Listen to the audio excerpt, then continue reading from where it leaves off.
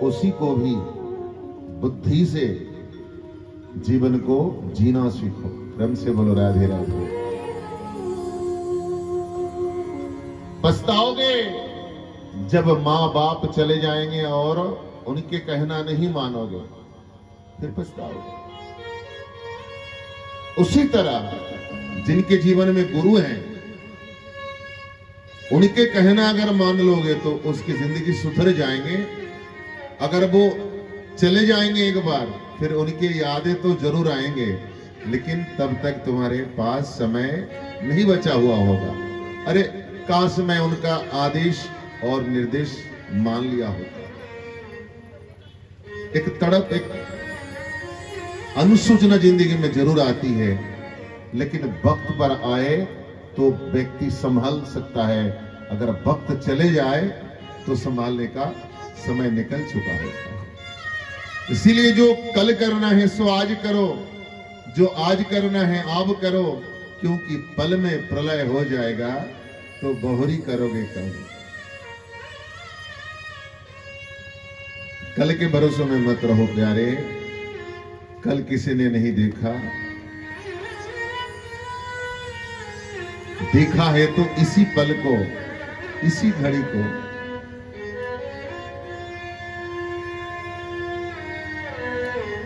निक प्रेम से कह दो राधे राधे, थोड़ा और जोर से कह दो राधे राधे।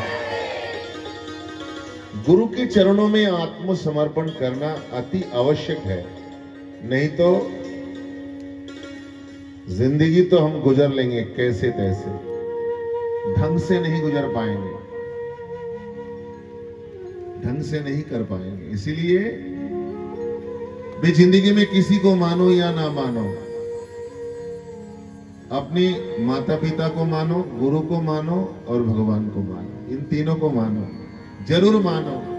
नहीं मानोगे जिंदगी आपकी मनुष्य का मिलेगी, लेकिन जिंदगी जीना आपको मनुष्य की तरह नहीं आपको आएंगे, आपके पशु की तरह जिंदगी जीना पड़ेगा। और आपने जो धर्म है उस धर्म से भटक करके आप आत्मग्लानि लेकर के मानव योनि से पृथक होके दूसरे जन्म पशु में ही होंगे आपको। इसीलिए गुरु के चरणों में आकर के उनके वाणी को लेकर के जीवन को आगे बढ़ा के अंतकरण प्रभु में समर्पित करो। यही मानव का अवश्य कर्तव्य है। क्रम से कह दो राधे राधे।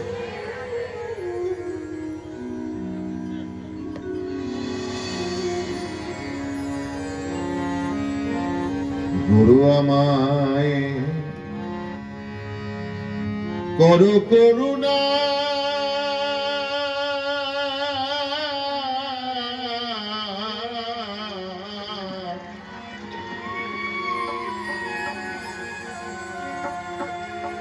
গুরু আমায় করো করুণা।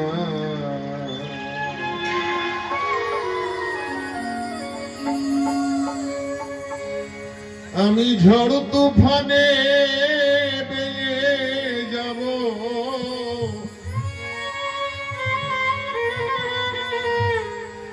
তোমার দেওয়া দড়িখানা গুরু আমায় করো করুণা।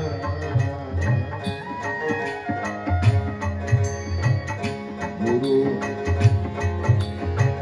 আমায় করো করুণা।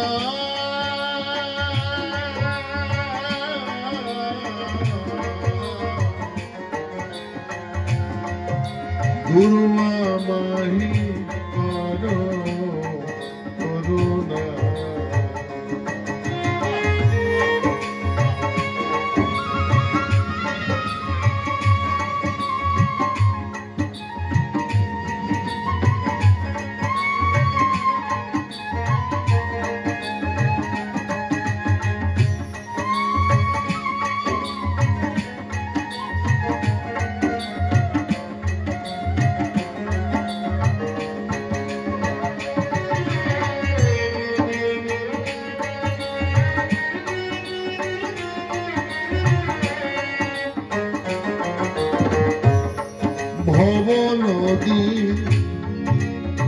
ভীষণ তুফান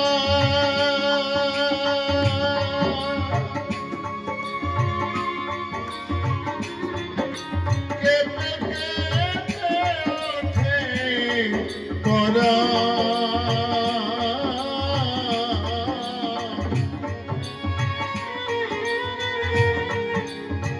তুমি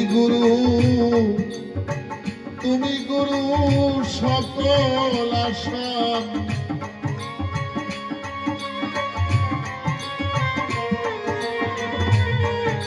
আমি বিপদে যেন পড়ি না, গুরু আমায় করো করুণা, গুরু আমায় করো করুণা,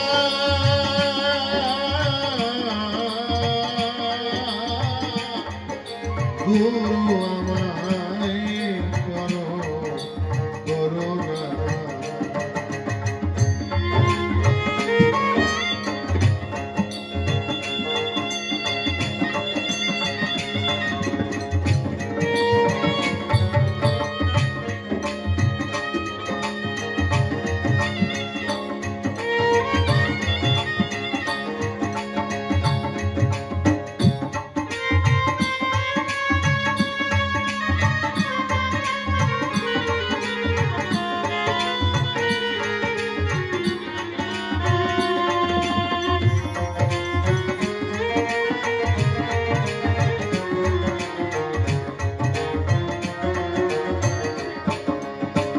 গুরু যদি আমার সহায়,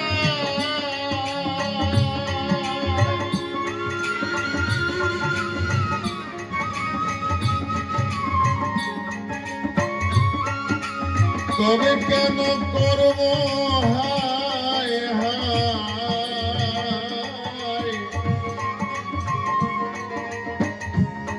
গুরু তোমার পায়ে সকল উপায়, চরণ ছাড়া করুণা, গুরু আমায় করো করুণা,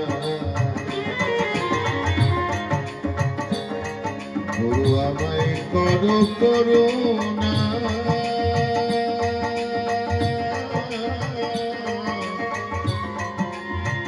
গুরু আমায় করো করুণা।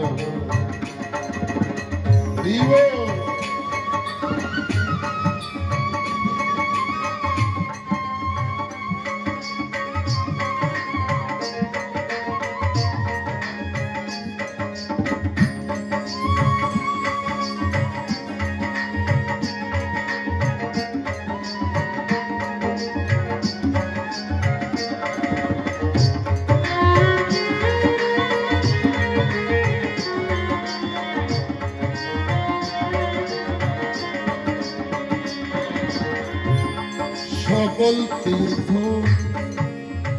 সকল কর্ম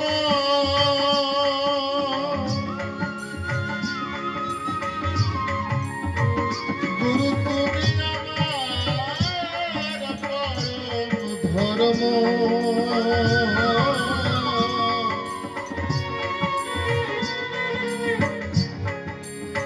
তুমি ছাড়া কে বুঝিবে মর্ম,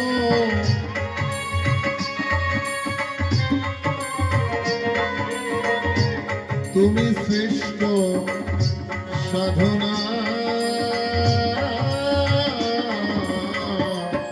গুরু আমায় করো করুণা,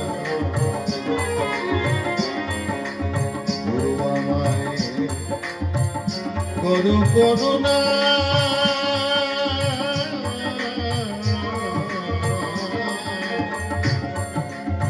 গুরু আমায়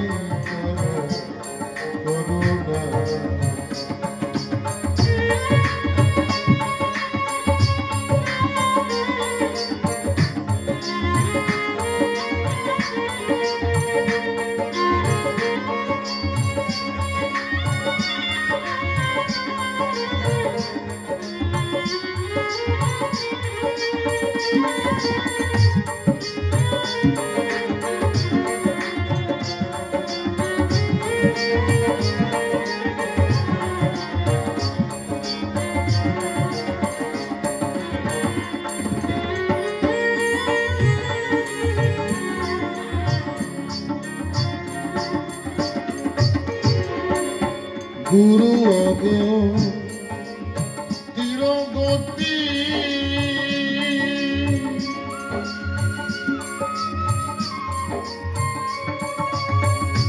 গুরু একাধারে শিব পার্বতী রে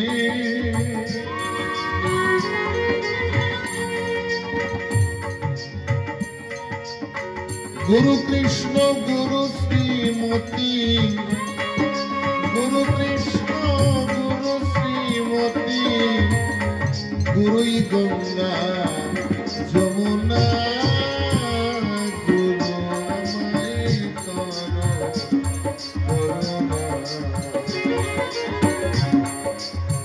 আমি ঝড় তুফানে বেয়ে যাব তোমার দেওয়া তরিখানা গুরু আমায় করো করুণা গুরু আমায় করো করুণা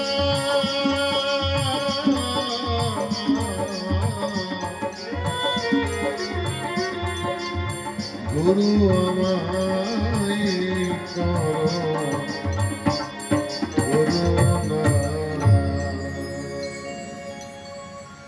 प्रेम से बोलो राधे।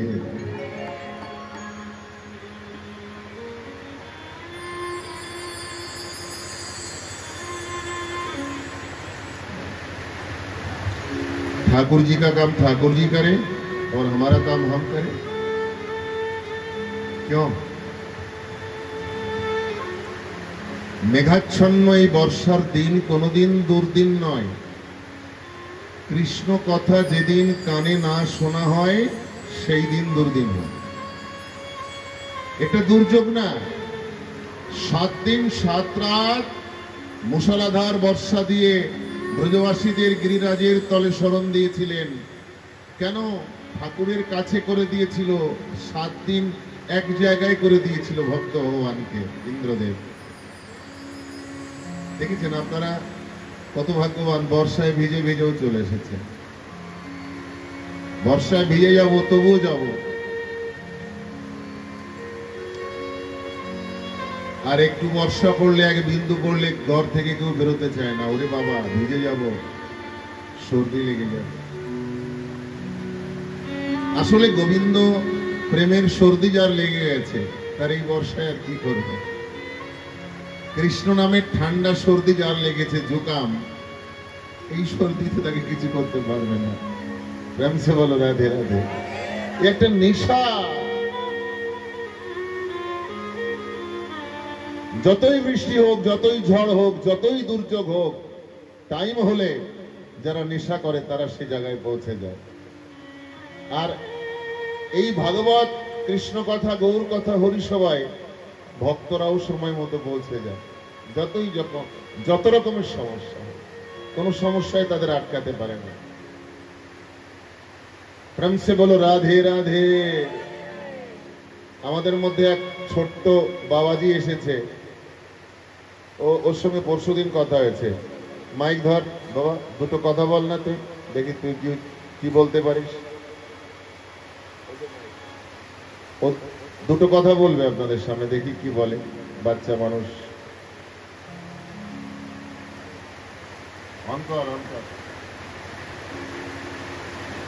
হরে ওইদিকে ফিরে বল। হ্যাঁ, সবাইকে হরে কৃষ্ণ। মুখের কাছে নে, সবাই প্রেম से বলে রাধে। আরেকবার বলবে রাধে শ্যাম নিতাই গৌর প্রেমানন্দে হরি হরি বল। আমি রামনগরে থাকি, আমার ঘর হয়েছে রামনগরে। তা গুরুদেবের কাছ থেকে আমার কালকে দীক্ষা নেওয়ার ইচ্ছা আছে। ইনি কালকে একটা মাতাজিদের ঘরে যাবেন, এখানে উপস্থিত আছে এই মাতাজি। তাহলে আমি কালকে ওখানে গিয়ে ওনার ঘরে গিয়ে ওনার কাছ থেকে দীক্ষা নেওয়ার উপাসিত আছি। যদি গোবিন্দর ইচ্ছা তাহলে আমি কালকে অবশ্যই ওনার ঘরে যেতে পারবো, আর না সব ওনার ইচ্ছা। রাধে শ্যাম। তাহলে একবার 1 বছর আগে আমি গিয়েছিলাম। আমাদের একটা RSS আছে, রাষ্ট্রীয় স্বয়ংসেবক সংঘ, ওনার প্রচালক ছিল, ওনার নাম ছিল তন্ময় দা। উনি ওনার অ্যাক্সিডেন্ট হয়ে গেছে, এখন বর্তমানে উনি কলকাতায় আছেন। তো ওনার সাথে আমি একবার সীতানগরে গিয়েছিলাম, যে শান্তি জুয়েলার্সের মালিক, ওনাদের ঘরে ভাগবত পাঠ হচ্ছিল। তো সেদিন শেষ দিন ছিল, লাস্ট ছিল। সেদিন গিয়ে আমি এনার ভগবত কথা শুনলাম। তো সেদিন থেকে আমার একটা আশা ছিল যে এনার তো কথা খুব ভালো লেগেছে। আমার আশা ছিল না যে এনার কাছ থেকে নেব, গোবিন্দ এরকম কৃপা করবে। আমি ইসকন থেকে জয় পতাকা মহারাজের কাছ থেকে নেওয়ার ইচ্ছুক ছিলাম। তাহলে জয় পতাকা মহারাজ এখন কি হয়েছে যে ওনার শারীরিক অবস্থা অনেক খারাপ, সবাই ইউটিউবে বগেরা দেখতেই পারবেন। তাহলে উনি এখন হাল ছেড়ে দিয়েছেন, মানে যাদের আকাঙ্ক্ষিত, যাদের স্মরণে উনি নিয়ে রাখছেন, খালি তাদেরই দীক্ষা দেবে উনি, আর কাউকে উনি দিতে পারবেন না। উনি সেটা 1 মাস আগে বলে দিয়েছে, আর ওটা আমি কনফার্ম হয়েছি 2 সপ্তাহ আগে। তারপরে আমি শুনলাম গুরু মহারাজ এখানে এসেছে।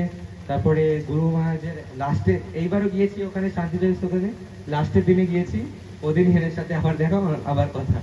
সেই দিন আমার ফার্স্ট কথা এনার সাথে, ওর আগে কোনোদিন কথাও বলিনি। তারপরে কয়দিন গেল, তারপরে এনার সাথে কালকে এখানে কথা হলো। তাহলে কালকে আমি সব কিছু কনফার্ম করে, আর গোবিন্দর ইচ্ছা থাকলে কালকে আমি এনার কাছ থেকে অবশ্যই দীক্ষা নিতে পারবো। তাহলে আমার আর কিছু বলার নেই। ঠিক আছে, সবাইকে হরে কৃষ্ণা, রাধে শ্যাম।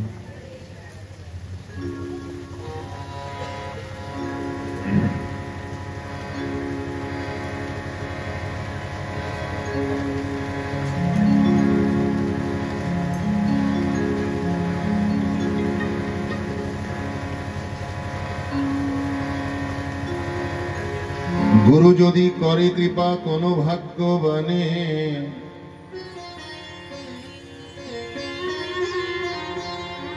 কৃষ্ণন্তর জামি রূপে শিখায় আপনে।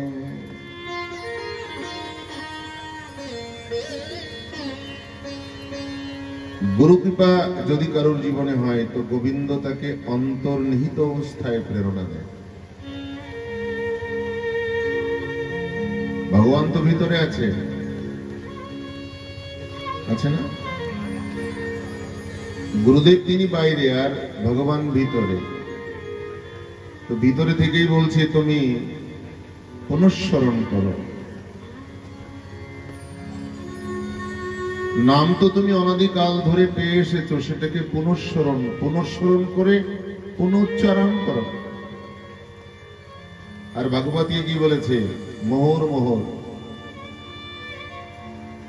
অদীক্ষিত কোন জীব সংসারে নেই, সবাই দীক্ষিত। আমরা দীক্ষিত সবাই, কেউ দীক্ষিত নেই, কিন্তু পরবর্তীকালে যে নামটা নিতে হয় সেটা হচ্ছে পুনঃস্মরণ। তন্মন্ত্র বিস্মৃতি যেন গর্ভবাসং পুনঃ। যেটা পেয়েছিলাম সেটাকে ভুলে যাই বলে ফিরে আবার নিতে হয়।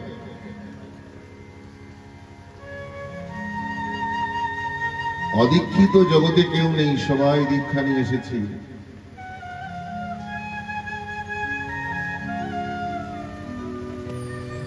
সেই নামটাকে ভুলে যাই বলে পুনঃস্মরণ করিয়ে দেন। তাই শাস্ত্র কি বলছে? শ্রী গুরুর শ্রীপাদ পদ্মে যার আছে নিষ্ঠা ভক্তি, বিশ্ব জগত তরিতে সেই জন ধরে মহাশক্তি। এই শক্তিটা কে দেন? গুরুদেব না, কৃষ্ণই দেন। কেন? জীবের নিস্তার লাগি নন্দ সুত হরি, ভুবনে প্রকাশ হলেন গুরু রূপ ধরি। গুরু রূপে তিনি এসেছেন, বাইরে আর অন্তর্জগতে তিনি কৃষ্ণ হয়ে আছেন। শাস্ত্র এটাও বলছেন, গুরুই কৃষ্ণের রূপ, শাস্ত্রেরই প্রমাণে গুরু রূপে কৃষ্ণ কৃপা করে ভক্তদের। কত ভাগ্য আমাদের, একজন ভিতরে একজন বাইরে। একজন তো ভিতরে থেকে মানে প্রেরণা দিচ্ছে, আর একজন শিখাচ্ছে হাতে ধরে। একজন বলছে ভাগবত কথা দিতে হবে ঘরে, ভিতরে বসে বলছে, আর একজন ব্যাস গদিতে বসে পাঠ করছে। রাধে রাধে। মানে একজন ভিতরে আছে, একজন বাইরে আছে, আমারই সেই ভগবানেরই প্রতিনিধি। গুরুর কৃষ্ণের যেমন অন্তর্নিহিত শক্তি রাধা, রাধাকে বাদ দিলে কৃষ্ণ আধা,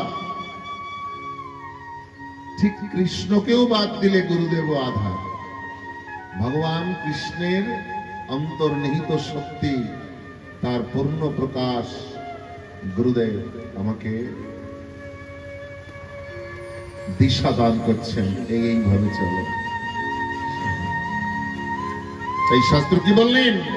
সত্য জ্ঞানে গুরুবাক্য যাহারও বিশ্বাস, গুরুদেবের প্রতি যার বিশ্বাস, অবশ্যই তার হবে বৃন্দাবনে বাস। সে যদি আন্দামানেও থাকে তবুও তার ঘর বৃন্দাবন হয়ে যাবে। প্রেম সে বলে রাধে রাধে। সত্য জ্ঞানে গুরুবাক্য যাহারও বিশ্বাস, অবশ্যই হবে তার বৃন্দাবনে বাস। সে যদি সংসারেও থাকে তাহলে সংসারটাও বৃন্দাবন হয়ে যাবে। কোনো দরকার নেই বৃন্দাবনে যাওয়ার, তোমার সংসার বৃন্দাবন করে দেবে লালা।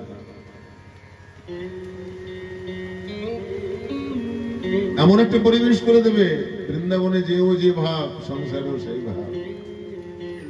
তাহলে সংসারে থেকে যদি আমি সেই ব্রজের ভাবে ভাবিত হতে পারি, তাহলে আমার তীর্থ করে লাভটা কি? আমি তো ঘরে বসেই সব পাচ্ছি। সংসারে থাকিয়া যার হয় কৃষ্ণ প্রেমের উদয়, সেই সে পরম বৈষ্ণব জানিবে নিশ্চয়।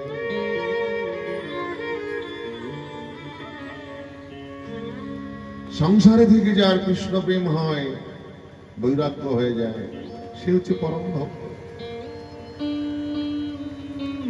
মহাপ্রভু চৈতন্য দেব তিনি রঘুনাথ দাস গোস্বামীকে আদেশ করেছিলেন, গড়ে যাও, বিয়ে করো, সংসার করো, এদিকে ওদিকে সারা দিকে ঘোরাঘুরি করো না। একবার হরিদ্বার, একবার বৃন্দাবন, একবার গয়া, একবার কাশী, দরকার নেই। ঘরে যাও, ভজন করো। আদেশ করলেন ঘরে গিয়ে বিবাহ করো, সংসার করো। ওই সংসারকে ফাঁকি দাও, সংসারকে ফাঁকি দিয়ে গোপনে গোপনে গোপালের সঙ্গে প্রেম করো। সবাই জানবে, স্বামী জানবে আমাকে ভালোবাসে, প্রত্যেকটা সংসারের ব্যক্তি জানবে এ তো নর্মাল ব্যক্তি, ইজ এ নর্মাল পারসন, সাধারণ। কিন্তু না, তুমি ভিতরে সিরিয়াস থাকবে, বাইরে নর্মাল। ভিতরে একদম সিরিয়াস থাকবে, যেন কেউ জানতে না পারে।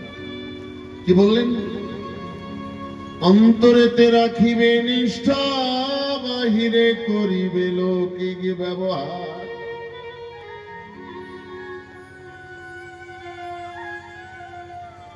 কৃষ্ণ প্রেম, কৃষ্ণ ভক্তি ভিতরে চাপা দিয়ে রাখবে, কাউকে বুঝতে দেবে না। কেন বুঝতে দেবে না? এই সংসারের মানুষ এগুলো বোঝে না।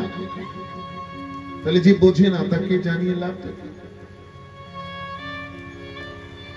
16 বছরের মেয়ে আর 5 বছরের ছেলে কোনোদিন প্রেম হবে?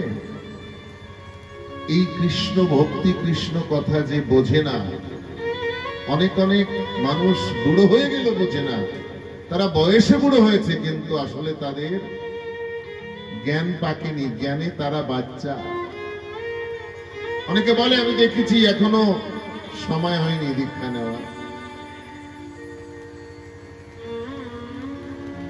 তাই যে প্রেম জানে না তার কাছে প্রেম নিবেদন করতে নেই।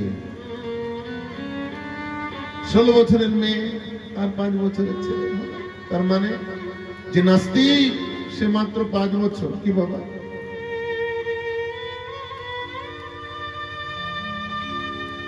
রঘুনাথ দাস গোস্বামীকে সরাসরি বলল, অন্তরেতে রাখিবে নিষ্ঠা, বাহ্যে করিবে লৌকিক ব্যবহার।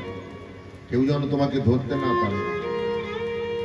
একটা চোর যেমন চুরি করতে যায়, তুমিও চুরি করো সবাইকে। কি চুরি? জানতে দিও না যে তোমার গোপালের সঙ্গে প্রেম হচ্ছে, ভালোবাসা হচ্ছে। তাহলে কি হবে? তুমি যদি গুপ্ত হবে তার সঙ্গে প্রেম করো, ভালোবাসা করো, চিরাতে গোবিন্দ তোমায় করিবে উদ্ধার। এই রঘুনাথ দাস গোস্বামী সংসার ছেড়ে দিয়ে প্রভুর পার্শ্বদ হয়ে পুরীতে সেই পচা ভাত খেয়ে খেয়ে ভজন করেছে। এক গ্রাস মুখে দিয়েছে, দ্বিতীয় গ্রাস যখন মুখে দিতে যায় প্রভু হাত ধরেছে, প্রসাদ দাও। জগন্নাথ ধামে যে ভাতগুলো ফেলে দেয় নালীর মধ্যে, সেই পচা ভাত রঘুনাথ গোস্বামী প্রসাদ নিচ্ছে ধুয়ে ধুয়ে। আর মহাপ্রভু বলছে না, আমাকে একটু দাও প্রসাদ। তাহলে কি বাবা? সুজন যেজন জানে সেই জন, কুজনে নাহি জানে।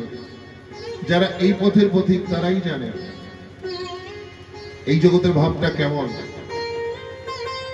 অনুরাগে মন সদয় মগন, চণ্ডীদাস ঘন।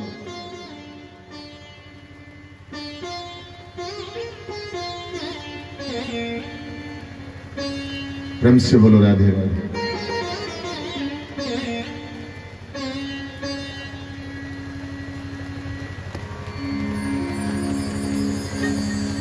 ভগবান আমার হস্তিনাপুর থেকে কতদিন শুনেছিলাম দ্বারকায় চলে গেল, অর্জুন এগিয়ে দিতে গেল, 6 মাসে আর ফেরে না। কান্না করতে করতে হস্তিনাপুরে ফিরে এসেছে। চোখে জল কেন?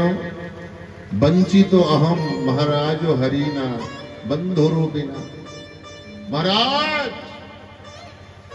কৃষ্ণ ধন থেকে আমরা বিমুখ হয়েছি, গোবিন্দ আর দেশে নেই। যখনই বলেছে সবাই ধুলায় দোষা। কেন, কি হয়েছে? বলছে আমার গোবিন্দ লীলা সম্বরণ করে স্বধামে প্রস্থান করেছে। পঞ্চপাণ্ডব তৎকাল নির্ণয় নিলেন যে ঠাকুর যখন চলে গেল আমরাও থাকব। দ্রৌপদী সহ পঞ্চপাণ্ডব স্বর্গ আরোহণ করলেন। কেউ যেতে পারলেন না, শুধু ধর্মরাজ পৌঁছালেন। কেন? সে সত্যবাদী, জিতেন্দ্রীয় ছিল।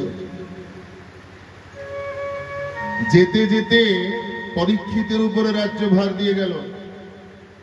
পরীক্ষিত, এই রাজ্যের যত ভার তোমার উপরে দিয়ে তোমাকে রাজ সিংহাসনে উপবেশন করিয়ে তোমার উপরে রাজ্যের ভার দিলাম। তুমি রাজাদের মনের মতো করে সুন্দর করে ধর্মের সহিত তাদের পুত্রবৎ ভালোবাসা দিয়ে তুমি ধর্ম রক্ষা করে প্রজাদের পালন করবে, রাজধর্ম রক্ষা করবে। স্বর্গ হারণে চলে গেছেন ওদিকে। পরীক্ষিত আমার মনে মনে চিন্তা করছেন, আমার পূর্বজ যারা, তারা তো আমার উপরে এক মহান দায়িত্ব দিয়ে চলে গেল,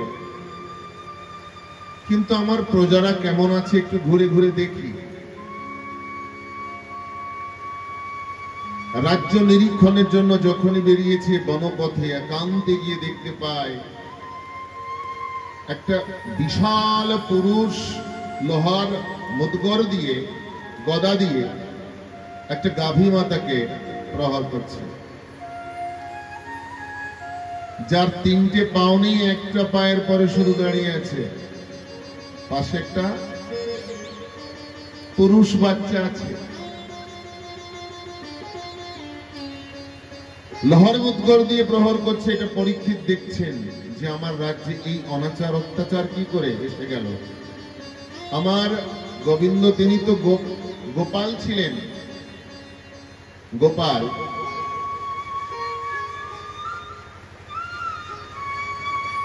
গোপাল মানে যিনি গৌচরণ লীলা করেছে, গাভী মাতাকে ভালোবাসে।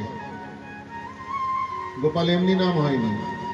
যিনি রাখাল গৌচারণ করেন তিনি হচ্ছে গোপাল।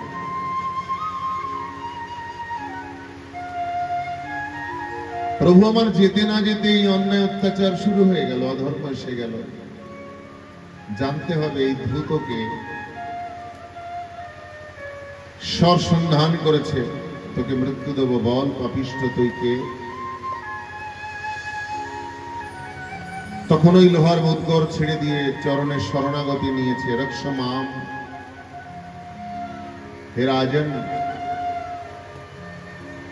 আমি আর কেউ না, আমি সাক্ষাৎ কলি। ওহো, কলির প্রবেশ হয়ে গেছে, আমার প্রভু যেতে না যেতে। তুমি কে মা? জিজ্ঞেস করছে গাভী মাতাকে। বলছে আমি ধরিত্রী, এই পৃথিবী। তোমার তিনটে পাও কি হয়েছে? বলছে সত্য যুগ চলে গেছে, ত্রেতা চলে গেছে, দাপর চলে গেছে, তিনটি পাও, একটা পাও শুধু কলিযুগ আমার আছে। তোমার পাশে কে? বলছে এটা আমার সন্তান রূপী বৃষ, এ কিন্তু ধর্ম।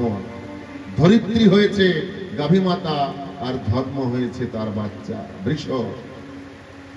আশ্বস্ত করলেন যে না, আমার গোবিন্দ চলে গেলেও এই রাজ্যে অধর্ম হতে আমি দেব না। মা তুমি কান্না করো না। আমার পূর্বজ যারা ছিল তারা যেভাবে আমাকে আদেশ করে গেছে, আমিও সেইভাবে প্রজাবৎসল হয়ে রাজধর্ম রক্ষা করব।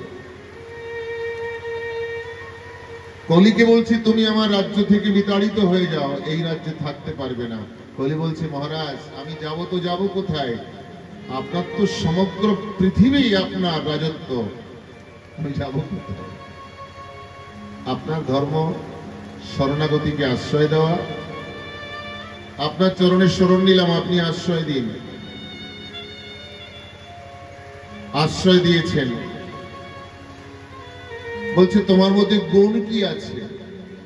বলছে মহারাজ আমার মধ্যে যথেষ্ট অবগুণ, কিন্তু একটা ভালো গুণ আছে। কি গুণ? यत फलमनास्ति तपसा न योगेन न समाधिना। কলিযুগে ধর্মকর্ম যতই যে যাই করুক না কেন, যোগ সাধনা কাজ হবে না। হরের নাম হরের নাম হরের নামই কেবল। কৃষ্ণ নাম হইতে হবে জগত নিস্তার,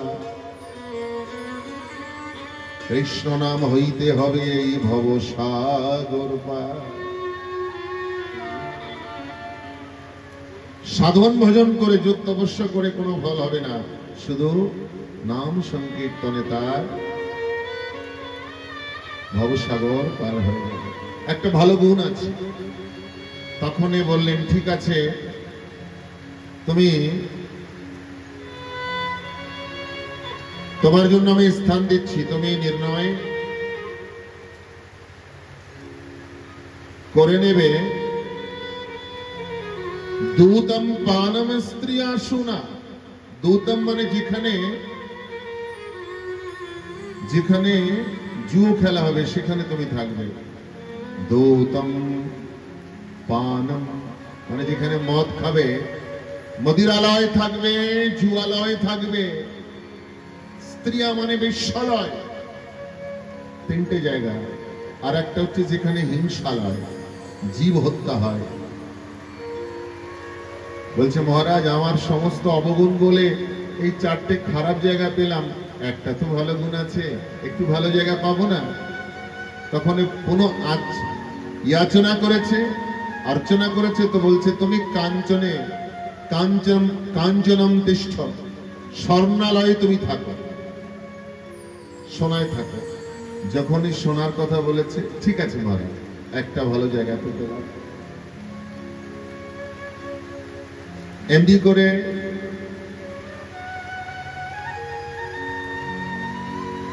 যখনই স্থান দিয়েছেন চতুর্বিধ, একটা স্থান বেশি দিয়েছে স্বর্ণালয়। পরের দিন সকালে যখন মুকুট মাথায় করে মৃগয়া গেল পরীক্ষিত, তখন ওই স্বর্ণ মুকুটে কলি অট্ট হাসি দিয়ে প্রবিষ্ট হয়ে গেছে। কোন মুকুটটা ছিল? জরাসন্ধের মুকুটমণি, পাপিষ্ঠ রাজা, যে ভগবান কৃষ্ণের সঙ্গে শত্রুতা করেছিল, কংসের শ্বশুর। জরাসন্ধের মুকুট মাথায় দিয়ে যখনই প্রস্থান করেছেন মৃগয়া, ওই স্বর্ণ মুকুটে কলি প্রবেশ করে রাজার বুদ্ধিকে ভ্রষ্ট করে দিয়েছে। বনভ্রমণ করতে করতে তৃষ্ণা পেয়েছে, সৌমিক মুনির আশ্রমে গিয়ে উপস্থিত হয়েছে। জলম দেহি ঋষি, ঋষি তো সাধনায় আছে,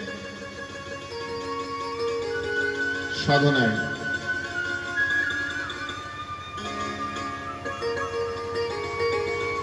যে সাধনায় আছে সে জল দেবে কি করে? ধ্যানে মগ্ন রয়েছে। এটা কি পরীক্ষিত করছে না তার স্বভাব? কলি তার স্বভাবে প্রবিষ্ট হয়ে গেছে। কলির মাধ্যমে অনাচার করতে বাধ্য রাজা মৃত সর্প ঝুলিয়ে দিলেন সৌমিকের গলায়, দণ্ডেও দেওয়ার উদ্দেশ্যে।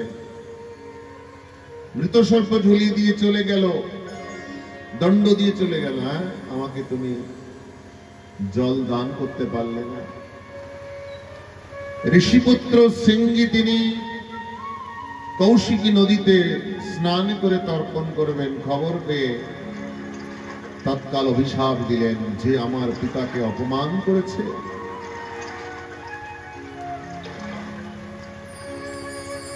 ইতি লঙ্ঘিত মর্যাদায়াম তক্ষক সপ্তমে হানি দংশয়তি স্ম কুলঙ্গারম চোদিত মে ততদ্রোহম।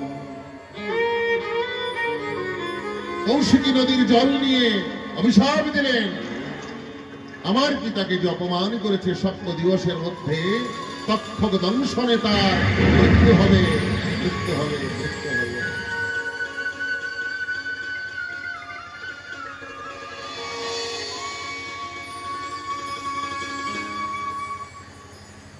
অভিশাপ দেওয়ার পরে ফিরে এসেছে, মৃত সর্প গলা থেকে নামিয়ে পিতাকে প্রণাম করে বলেছে আপনাকে অপমান করার চেষ্টা করেছে। ঋষি বললেন সাধুর আবার মান অপমান আছে কি? যে সাধু তার তো কোনো মান অপমান নেই, কেননা সাধু জানে শরীর আলাদা আর আত্মা আলাদা। আত্মাকে কোনোদিন অপমান করা যায় না, আর শরীরের চেতন শক্তি নেই, এ তো জড়। মরা সাপ ওখানে পড়ে থাকলেও যায়, এখানে পড়ে থাকলেও যায়। আত্মা ছাড়া শরীরের কোনো মূল্য আছে কি? তাহলে শরীরের কোনো মান অপমান চেতন বোধ নেই, আর আত্মাকে কোনোদিন অপমান করা যায় না। তার সুখ দুঃখ ভালো মন্দ শীত গ্রীষ্ম কিছু নেই তার। কাকে অভিশাপ দিয়েছো জানো? রাজা পরীক্ষিতকে। ভুল করেছো, ঋষিপুত্র হয়ে এই ক্রোধ তোমার দ্বারা সম্ভব না। কেন ক্রোধ করেছে? সাধুর ধর্ম ক্রোধ করতে নেই। ঠিক আছে, যখন অভিশাপ দিয়েছো তাকে জানিয়ে দাও।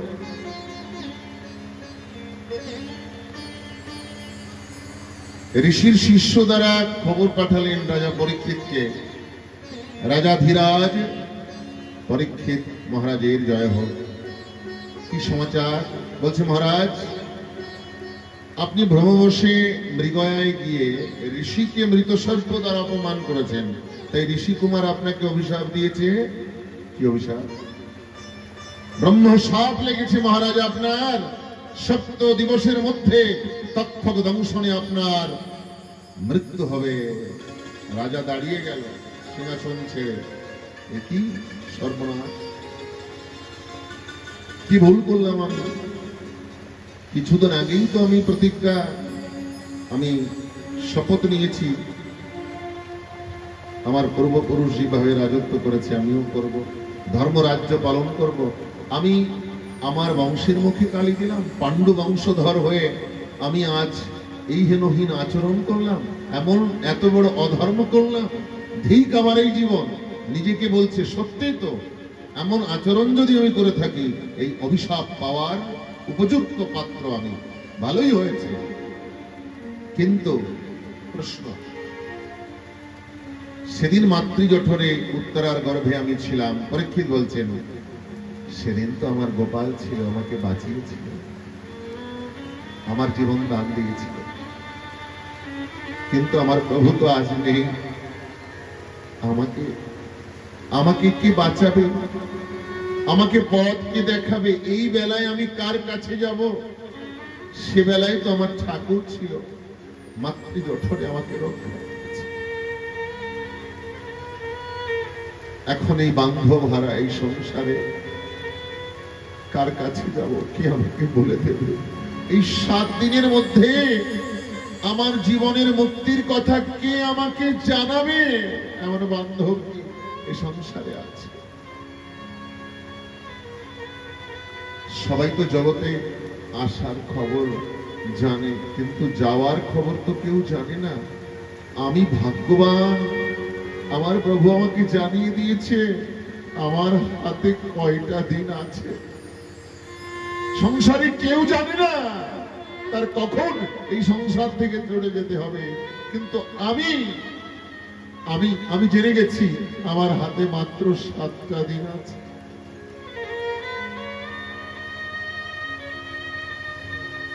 আমি যাব তো কিভাবে যাব? কে আমাকে নিয়ে যাবে? কে আমাকে পথ দেখাবে? আমার আপন বলতে তো কেউ নেই। যারা ছিল তারা তো ওপারের কাছে চলে গেছে।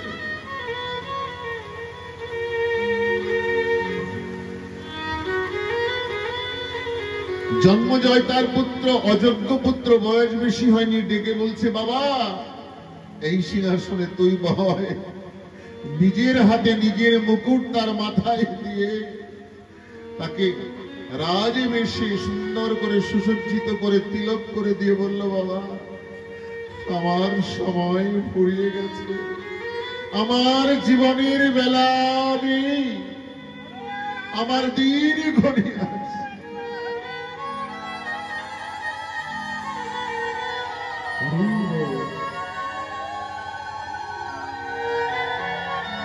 জন্মজয়কে রাজ সিংহাসনে বসিয়ে 1 খণ্ড গলায় দিয়েছে আর 1 খণ্ড পড়েছে। কাঙালের বেশে ধীরে ধীরে গঙ্গার তীরে যাচ্ছে। একই প্রহেলিকা প্রভু তোমার খেলা। একটু আগেই তো আমি রাজা ছিলাম, একচ্ছত্র পৃথিবীর সম্রাট, মুহূর্তের মধ্যে আমি পথের কাঙাল। এই তো তোমার খেলা প্রভু। কি আশায় বাঁধিছ ঘর বেদনার বালুচর, নিয়তি তোমার ভাগ্য লয়ে ঋষি ঋষি খেলা করে।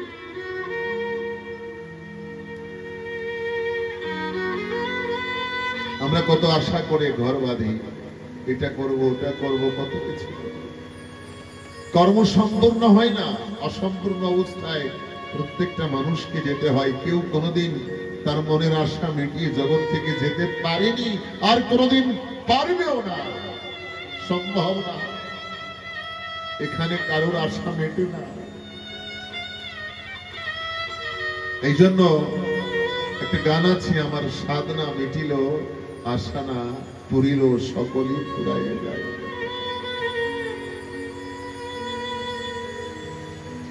রাজা প্রজা, রাজা অভিশপ্ত হয়েছে, প্রজাগণ ছুটে ছুটে দলে দলে রাজাকে দর্শন করতে আসছেন। আমাদের রাজা চলে যাবে, তার মৃত্যু হবে, 7 দিন সময় আছে। ধীরে ধীরে গঙ্গা তীরে গিয়ে যোগাসনে বসে গেছে। আমার সঙ্গে অন্ন জল ছেড়ে দিয়েছে, আর মনে মনে সেই গোবিন্দকে স্মরণ করছেন। কাকে? যাকে মাতৃজঠরে পেয়েছিল। ডাক দিয়ে বললেন, ভবের নাট্য রঙ্গমঞ্চে মিছে অভিনয়, যাদের আমি আপন বলে ভেবেছি গোবিন্দ, তারা তো আমার আপন নয়। এইটুক সময়ের মধ্যে বুঝে নিলাম গোবিন্দ, এই সংসারে কেউ আমার আপন না, একমাত্র তুমি আমার চির আপন। আগেও ছিলে, এখনো আছো, পরেও থাকবে।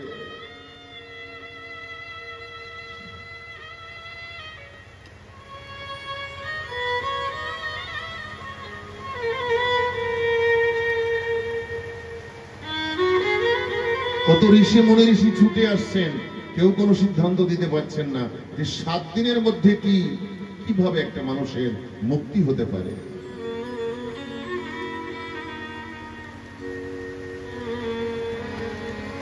ওরে কি ভাবলাম কি হলো রে মন, মন ভোলা রে এই দুনিয়া।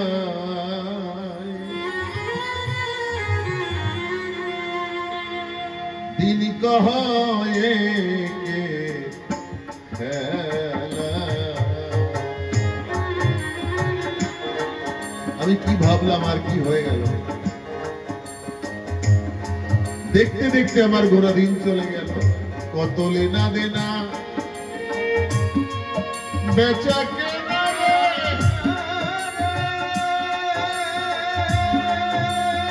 তাই গৌর হরি বল।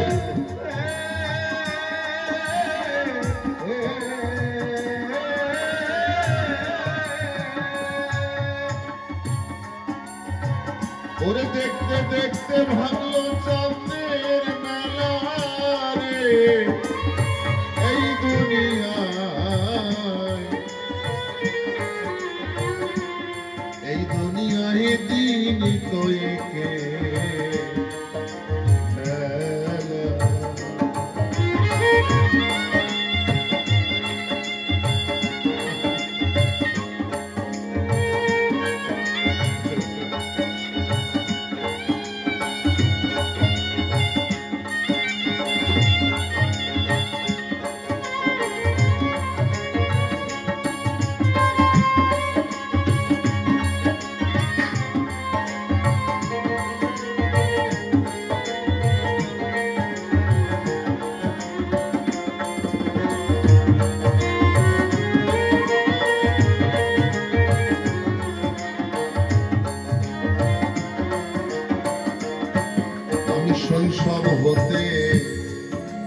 আমি শৈশব হতে ভাবলাম এতদিন, দিনের পরে বাড়িছে দিন দিন। ওর দিন গেলে কমে যায় একদিন। যে দিনগুলি নিয়ে এসেছিলাম জীবনে তার থেকে এক এক করে দিন আমার চলে গেল। ক্রমে কমে এলো গোনা দিন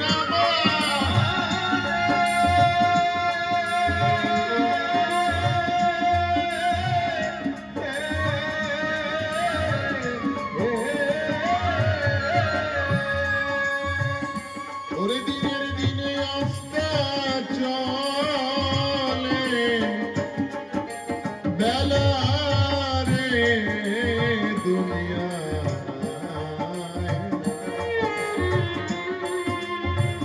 দিন কহায় কে রে খেলা।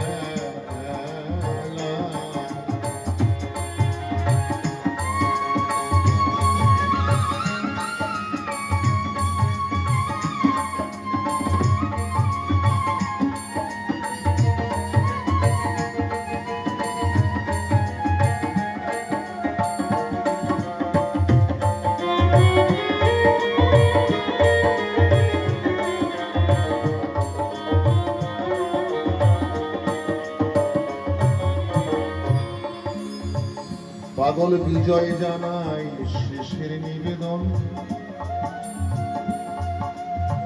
জীবনে আমার নাই কোনো সাধন ভজ,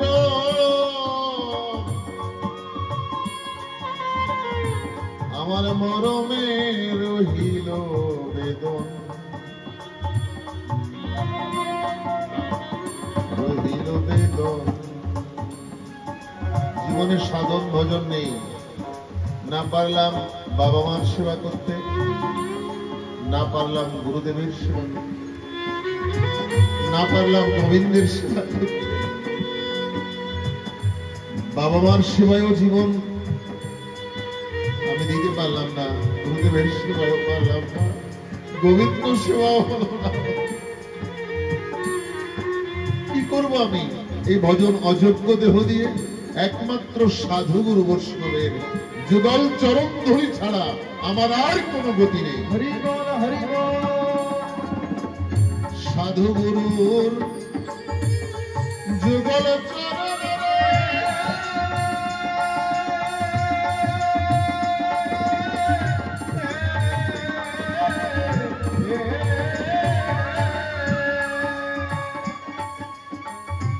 ভক্তের চরণ ধরি ছাড়া আমার আর কোনো গতি নেই। ওরে পরিণামে পর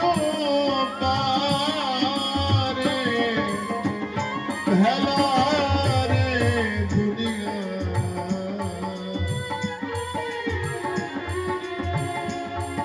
এই দুনিয়া হে দিন কয়েকে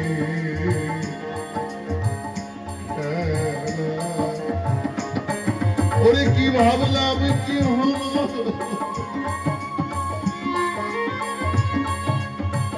হলো রে মন ভোলা রে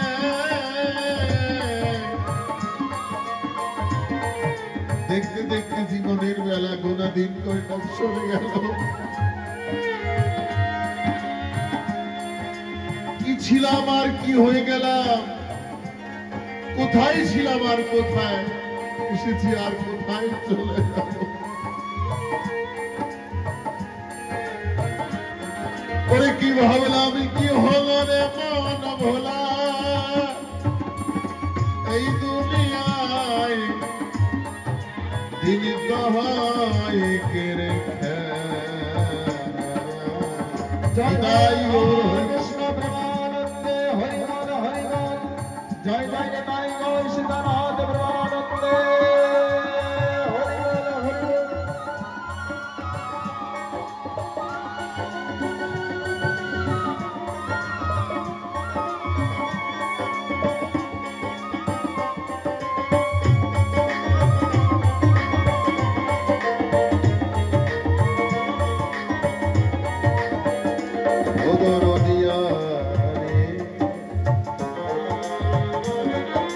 কোন দেশে যাব তোর লাগিয়া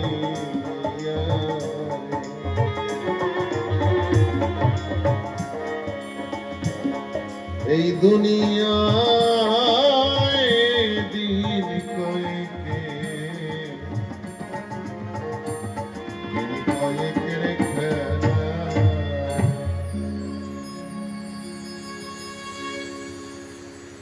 জীবনে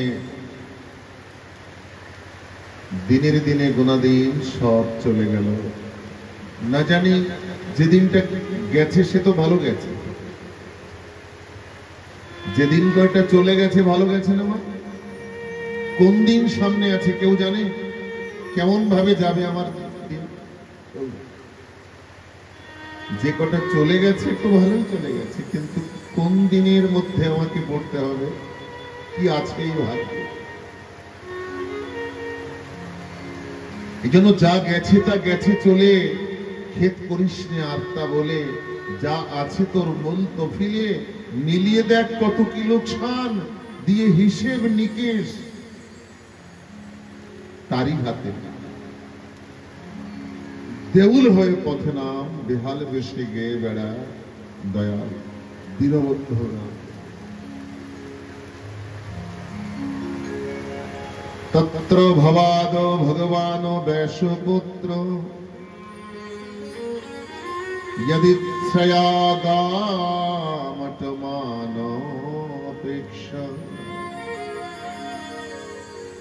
अलक्षलिंग निजलावतुष्ट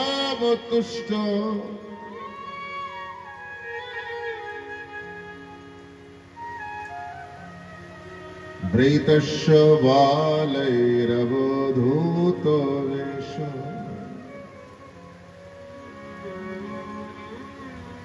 দুই চোখের জলে বক্ষ প্লাবিত করছেন পরীক্ষিত গঙ্গার তীরে বসে তখনই দেখতে পান একটা সূর্য না কোটি কোটি সূর্যের আলো নিয়ে এক দিগম্বর মহাপুরুষ তিনি ছুটে আসছেন একটা সূর্যের কি আলো তার থেকে অনেক আলো নিয়ে তার অঙ্গ জ্যোতি নিয়ে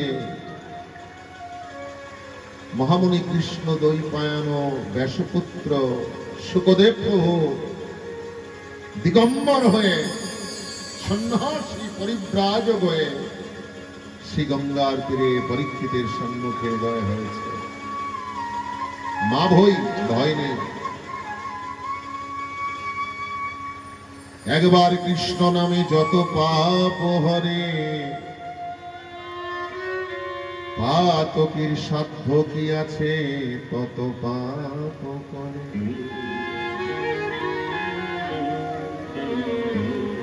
পরীক্ষিতকে আশ্বস্ত করলেন ভয় পেও না 7টা দিন তোমার হাতে আছে এই সৃষ্টির চরাচরে প্রত্যেকটা মানুষকে 7 দিনের মধ্যেই যেতে হবে। আজকে কি বার? শনিবার। শনি, রবি, সোম, মঙ্গল, বুধ, বৃহস্পতি, শুক্র। 7 দিনের বাইরে কারোর মৃত্যু হবে না, ভিতরেই হবে। অভিশপ্ত জীবন পরীক্ষিত শুধু তোমার না, সবার।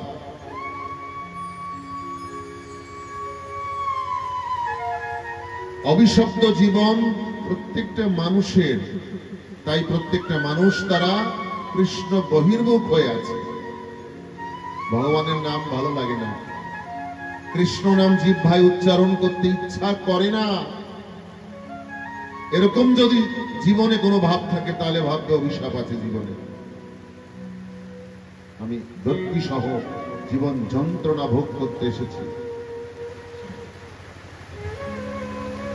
তক্ষক দংশনে তো তোমার মৃত্যু, আর মহাকালের দংশনে সবাইকে এই জগৎ থেকে যেতে হবে। আজ আশ্বস্ত করলেন পরীক্ষিতকে, আশ্বস্ত করে বললেন যে না, আমি তোমাকে অভয়ত্ব দান করলাম, এই 7 দিনের মধ্যেই তোমার জীবন মুক্তি হবে। গুরুজ্ঞানের সাষ্টাঙ্গে প্রণাম করে বালু দিয়ে বেদিকা নির্মাণ করে চরণ ধৌত করলেন তার নয়নের জল দিয়ে, আর প্রশ্ন করলেন, হে গুরুদেব, अतः पृच्छामि संसिद्धि योगी नाम परम गुरु गुरु शिष्य हो यत कार्य म्रिय मानस सर्वथा। प्रश्न করলেন, হে গুরুদেব, মৃত্যু আসন্ন জীবের করণীয় কি? তিনি নিজের জন্য প্রশ্ন করেননি যে আমার সাপ হয়েছে, আমার কি হবে। ব্যক্তিগত প্রশ্ন করেনি, জগতের মঙ্গলের জন্য প্রশ্ন করেছেন যে এই মৃত্যু আসন্ন প্রত্যেকটা জীবের করণীয় কি জীবনে। মৃত্যু তো সবাইকে নিতে হবে। এমন কোন মরণ আছে প্রভু, কৃপা করে বলো যে মরণে গোবিন্দকেই পাওয়া যায়। মৃত্যু তো সবার হয়, সবাই তো সংসারের কথা ভাবতে ভাবতে যায়, নাম করতে করতে ছড়ে যেতে পারে।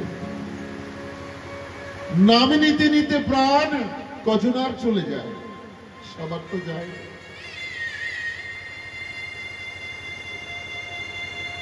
কৃষ্ণ নাম মুখে নিয়ে আর তার কথা হৃদয়ে চিন্তন করতে করতে কিভাবে সংসার থেকে যাওয়া যায়। তখনই বললেন তার সঙ্গে ভালোবাসা করতে হবে, প্রেম করতে হবে, সম্বন্ধ করতে হবে। কি করতে হবে বলো? বলছে শ্রুতব্য, কীর্তিতব্য, স্মরতব্য। বেশি করে তার কথা শ্রবণ করো। কার কথা? যার কথা শুনলে পরে চোখে জল আসে।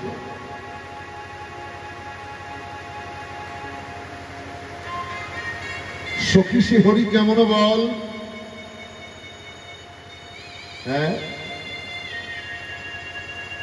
যার নাম নিলে পরে হৃদয়ে পাষাণে বিগলিত হয়ে নয়নে আসে অশ্রু জল।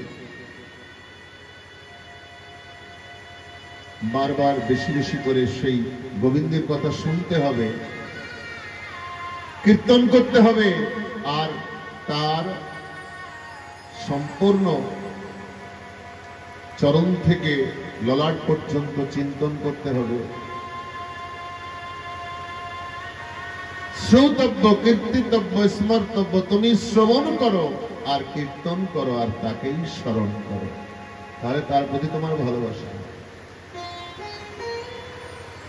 ভালোবাসা মানে ভালোবাসা হলে কি হবে? ভালোবাসা হলে তোমার প্রেম হবে। প্রেম, প্রেম সে বলো রাধে রাধে। আর প্রেম যদি হয় তাহলে তোমার সম্বন্ধ হবে।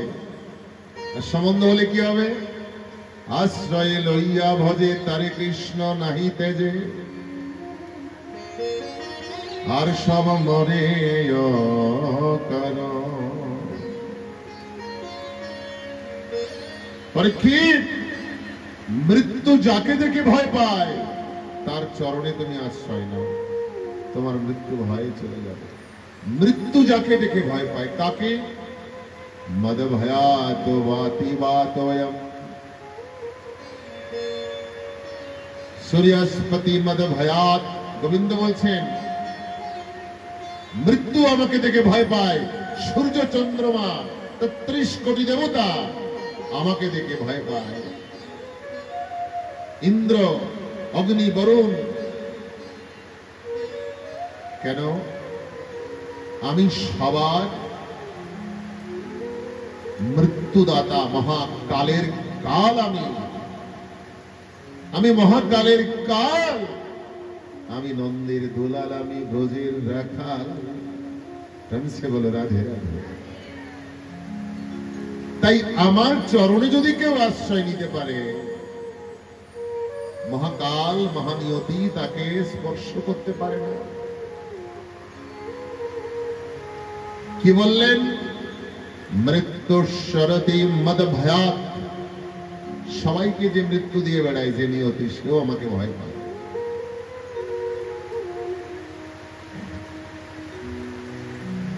কেমন করে ভয় পায় সারা জীবন যদি পাপী পাপ করে মরার বেলায় নাম করতে থাকে হ্যাঁ রাধা রাধা রাধা রাধা রাধা মৃত্যু সহসা তার কাছে যাবে না যমও যাবে না যেতে পারে না যম আজ্ঞা আছে নিয়তির নিয়ম আছে মরণকালে যদি কেউ কৃষ্ণ নাম নিতে থাকে অদূরে দাঁড়িয়ে থাকে তার মৃত্যু ততক্ষণ হবে না যতক্ষণ তার জিহ্বায় নাম থাকবে প্রেমসে বলো রাধে রাধে কারণ কৃষ্ণের থেকে কৃষ্ণ ভক্ত বড় ভক্ত হইতে ভক্তের মহিমা বড় তাই ভক্তকে দূর থেকে নিয়তিও প্রণাম করে যম তিনিও প্রণাম করে প্রত্যেকটা রাহু প্রণাম করে কৃষ্ণ ভক্তকে দর্শন করে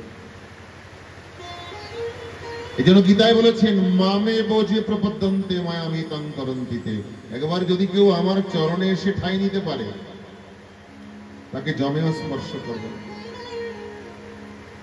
তখন পরীক্ষিতকে বললেন সুখদেব প্রভু বরিয়ানেতে প্রশ্ন তুমি উত্তম প্রশ্ন করেছো যে মৃত্যু আসন্ন জীবের করণীয় কি বলছে মৃত্যু আসন্ন জীবের করণীয় কৃষ্ণ চরণে দেহ সমর্পণ করে দিয়ে আত্ম সমর্পণ করে দিয়ে ভগবানের প্রসাদী দেহ হয়ে যাওয়া প্রসাদী জীবন হয়ে যাওয়া প্রেমসে বলো রাধে রাধে আর একবার বলো রাধে রাধে কিন্তু জানো সংসারী জীব যারা তারা ভগবানের হতে চায় না তারা মানুষের হতে চায় বন্ধু বান্ধবের হতে চায় নিদ্রায়া হিয়তে বক্নক্তম বায়ো বিনোচানা বাবয় দিবাচার্থে হয়া রাজন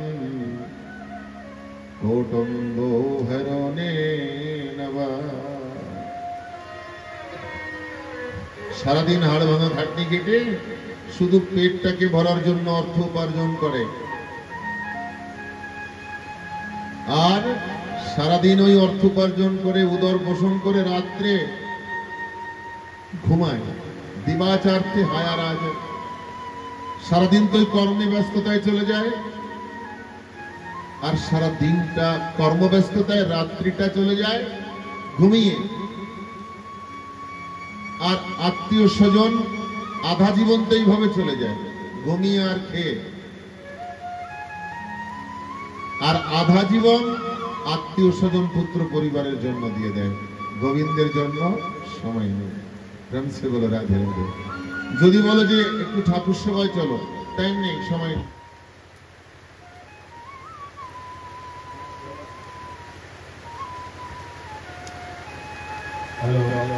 রাধে রাধে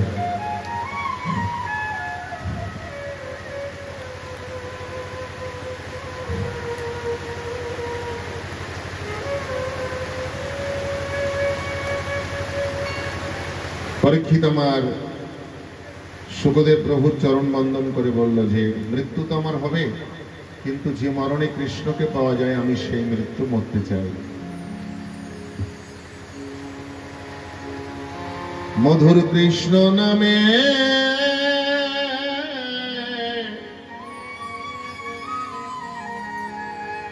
আমার আখি যেন ঝরে গো, আমি মরণে যেন তারে মৃত্যু তো আমার হবে, কিন্তু যে মরণে গোবিন্দকে পাওয়া যাবে আমি সেই মৃত্যু আমি ভিক্ষা চাই, প্রভু আমাকে সেই মৃত্যু দাও।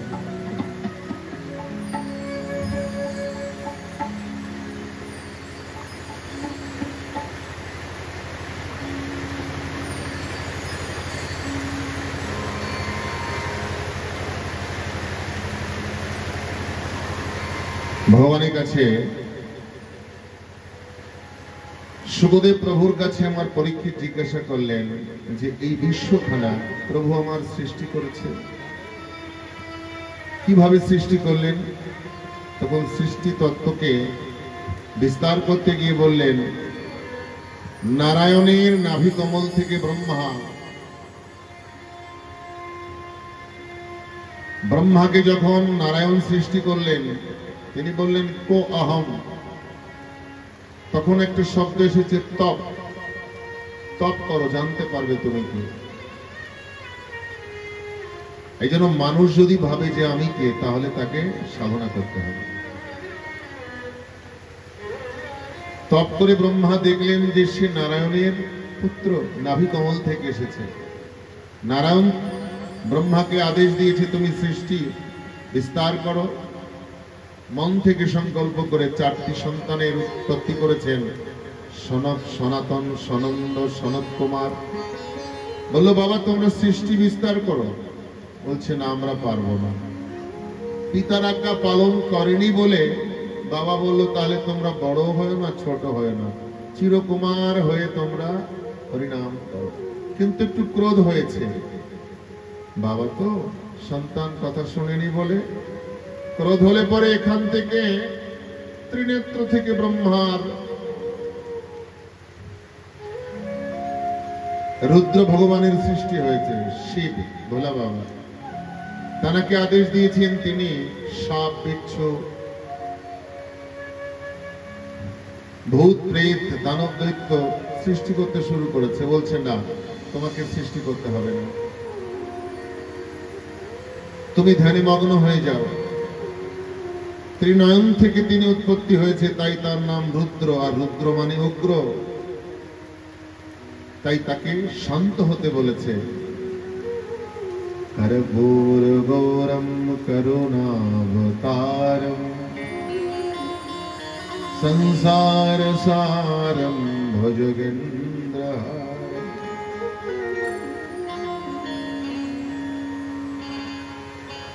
মন থেকে 10 জন পুত্রকে সৃষ্টি করেছে, পুলহ, পুলস্ত, ত্রিবশিষ্ঠ, ভৃগু, নারদ।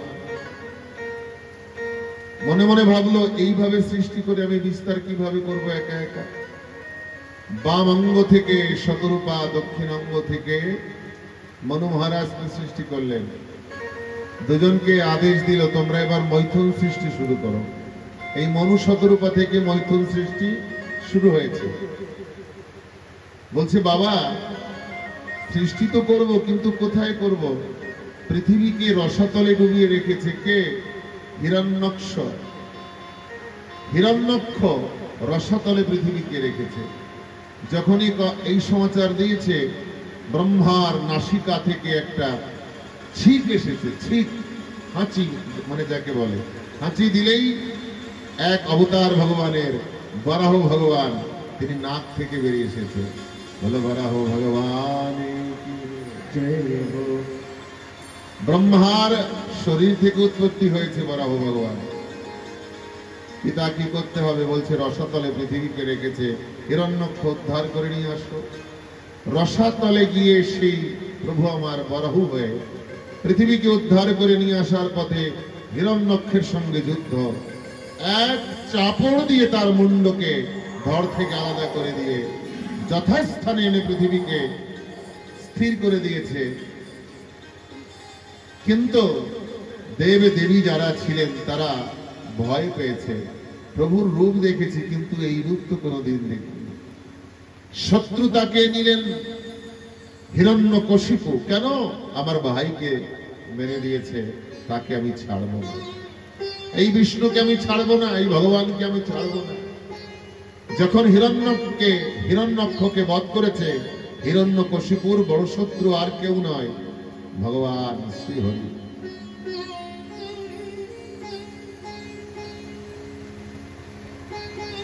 হিরণ্যক্ষ দেখলেন আমার ভাইকে যখন মেরেছে, আমি একে দেখে নেব কিভাবে।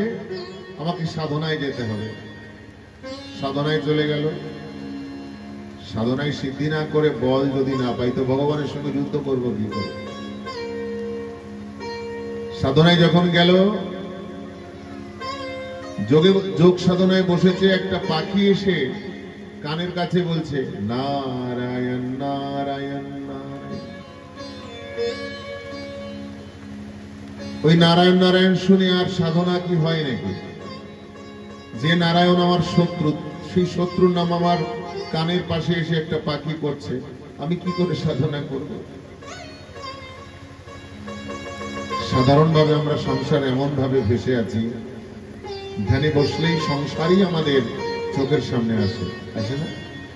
কৃষ্ণ রূপ সামনে আসে, মনের মধ্যে যা প্রবেশ করেছে সেটাই আসে। যতই পুজো পাঠ করি না কেন, ওই ঠাকুর এখনো মনে প্রবেশ করেনি। আগে থেকে যেটা প্রবেশ করে আছে সেইগুলোই দেখি ধ্যানে বসে, তাই না মা? এই জন্য নারায়ণ নারায়ণ করছে, কিন্তু সাধনা আর হলো না, ঘরে ফিরে এসেছে। কয়েদে বলছে তুমি তো সাধনায় গেলে, ফিরে এসেছো কেন? বলছে একটা পাখি এসে নারায়ণ নারায়ণ করছিল কানের কাছে। কয়েদে বলছে এই ভূতের মুখে রাম নাম, কোনোদিন তো নারায়ণ নারায়ণ শুনিনি, ভালো লেগেছে। কোন ঘরের কোন স্ত্রী যদি ধর্ম পরায়ণ হয়, স্বামী যদি কৃষ্ণ বিদ্বেষী মানে বহির্মুখী হয়, তাহলে ওই স্বামীর মুখে যদি কোনো সময় ঠাকুরের নাম শোনে, তাহলে সেই স্ত্রীর খুব ভালো লাগে। প্রেম সে বলো রাধে রাধে। তো বলছে কি বললে তুমি? পাখিটা কেমন দেখতে? এইরকম এইরকম। কি বলছিল? নারায়ণ নারায়ণ নারায়ণ। কয়াদু সংকল্প নিলেন 24 ঘন্টার মধ্যে 1108 বার এই স্বামীর মুখে নাম উচ্চারণ করে। ক্ষণে ক্ষণে ক্ষণে ক্ষণে জিজ্ঞেস করছে, ভুলেই গেলাম ওই পাখিটা কি বলেছিল, বলো তো আর একবার। নারায়ণ নারায়ণ। ঘুমের ঘরে ঘুম থেকে উঠে কয়াদু বলছে পাখিটা এসেছিল, স্বপ্নে দেখেছি, কিন্তু কি বলেছিল তোমাকে? 1108 বার নারায়ণ নাম উচ্চারণ করার পরে কয়াদু ছিল ঋতু স্নান ছিলেন, ঋতু স্নান হয়েছে, 7ম দিনে শুদ্ধ হয়েছে, দ্বাদশ দিনে এই ঘটনা।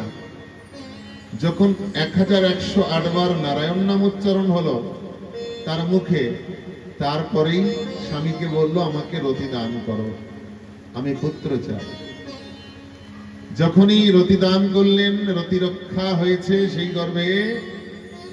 ধীরে ধীরে ধীরে ধীরে ধীরে একজন ভক্ত এসেছে, ওদিকে সাধনায় চলে গেল, কিন্তু এদিকে ইন্দ্র কি করলেন? সাধনা করে তো ও তো সব নিয়ে নেবে। ইন্দ্রের একটা ভয় থাকতো সবসময়, স্বর্গরাজ্য সিংহাসন না চলে যায়, আমার সিংহাসনটা না চলে যায়। ইন্দ্রের শুধু টেনশন ছিল সিংহাসনটা, আমি যেন স্বর্গের রাজা থেকে বঞ্চিত না হই, এই পথ থেকে যেন। কি করলেন? ওই হিরণ্যকশিপুর স্ত্রী কয়াধুকে চুরি করে নিয়ে যাচ্ছে ইন্দ্র। চুরি করে নিয়ে যখনই যাচ্ছে, নারদের সঙ্গে দেখা। কি ব্যাপার, কাকে নিয়ে যাচ্ছ? জানো এই মায়ের ঘরে কে আছে? বলছে দেখো, একে তো নারী, তুমি একটা মেয়েকে চুরি করছো, আরো তার গর্ভে এক কৃষ্ণ ভক্ত,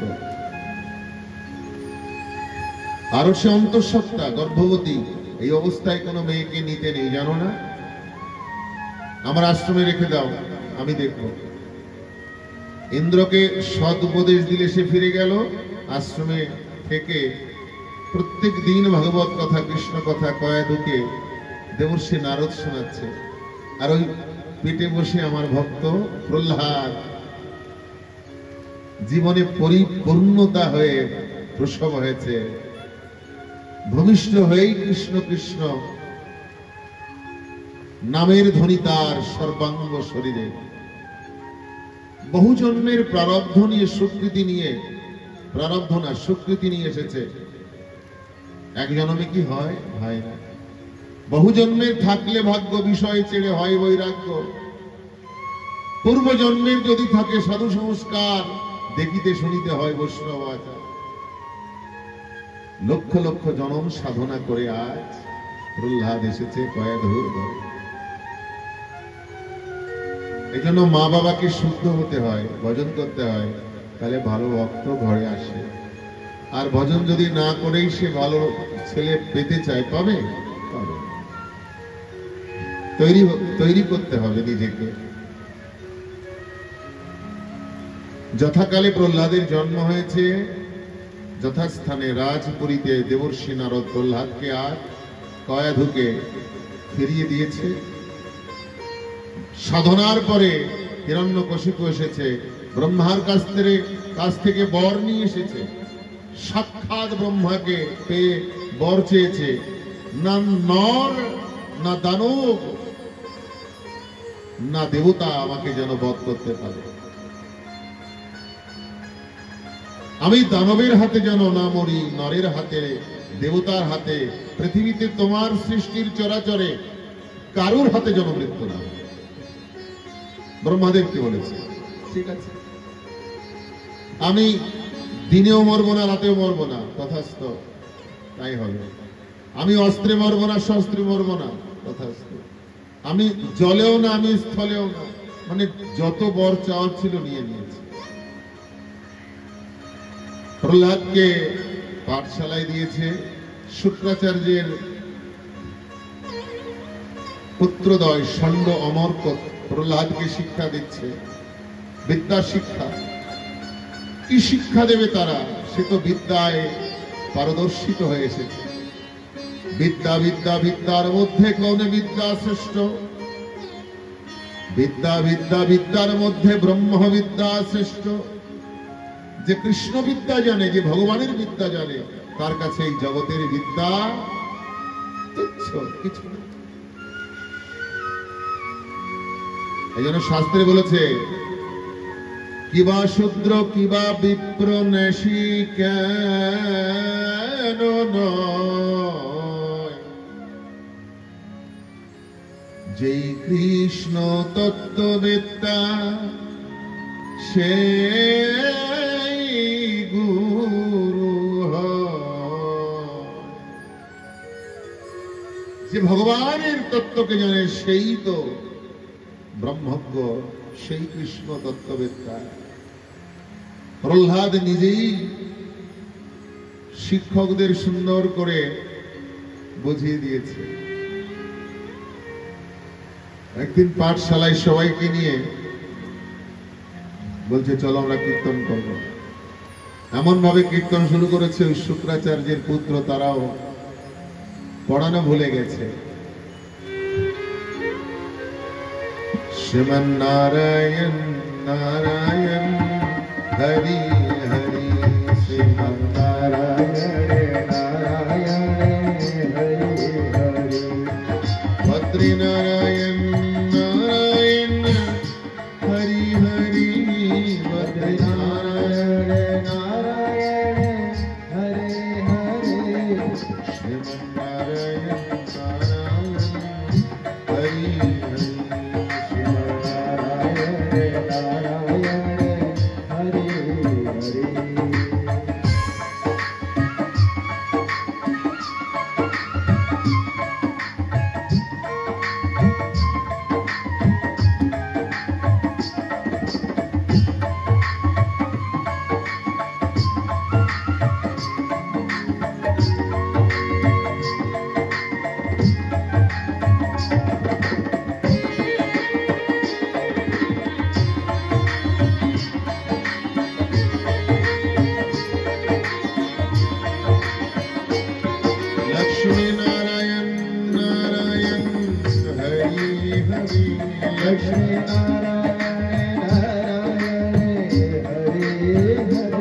लक्ष्मी नारायण नारायण हरि हरि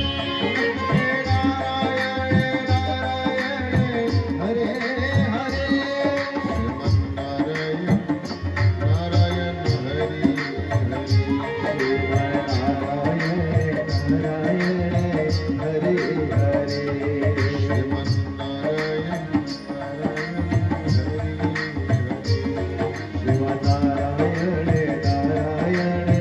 हरि लक्ष्मी नारायण नारायण সবাই নাম কীর্তনে মেতে গেছে বলছে এমন আনন্দ কোনো কিছু তো নেই শুধু নামের মধ্যেই আছে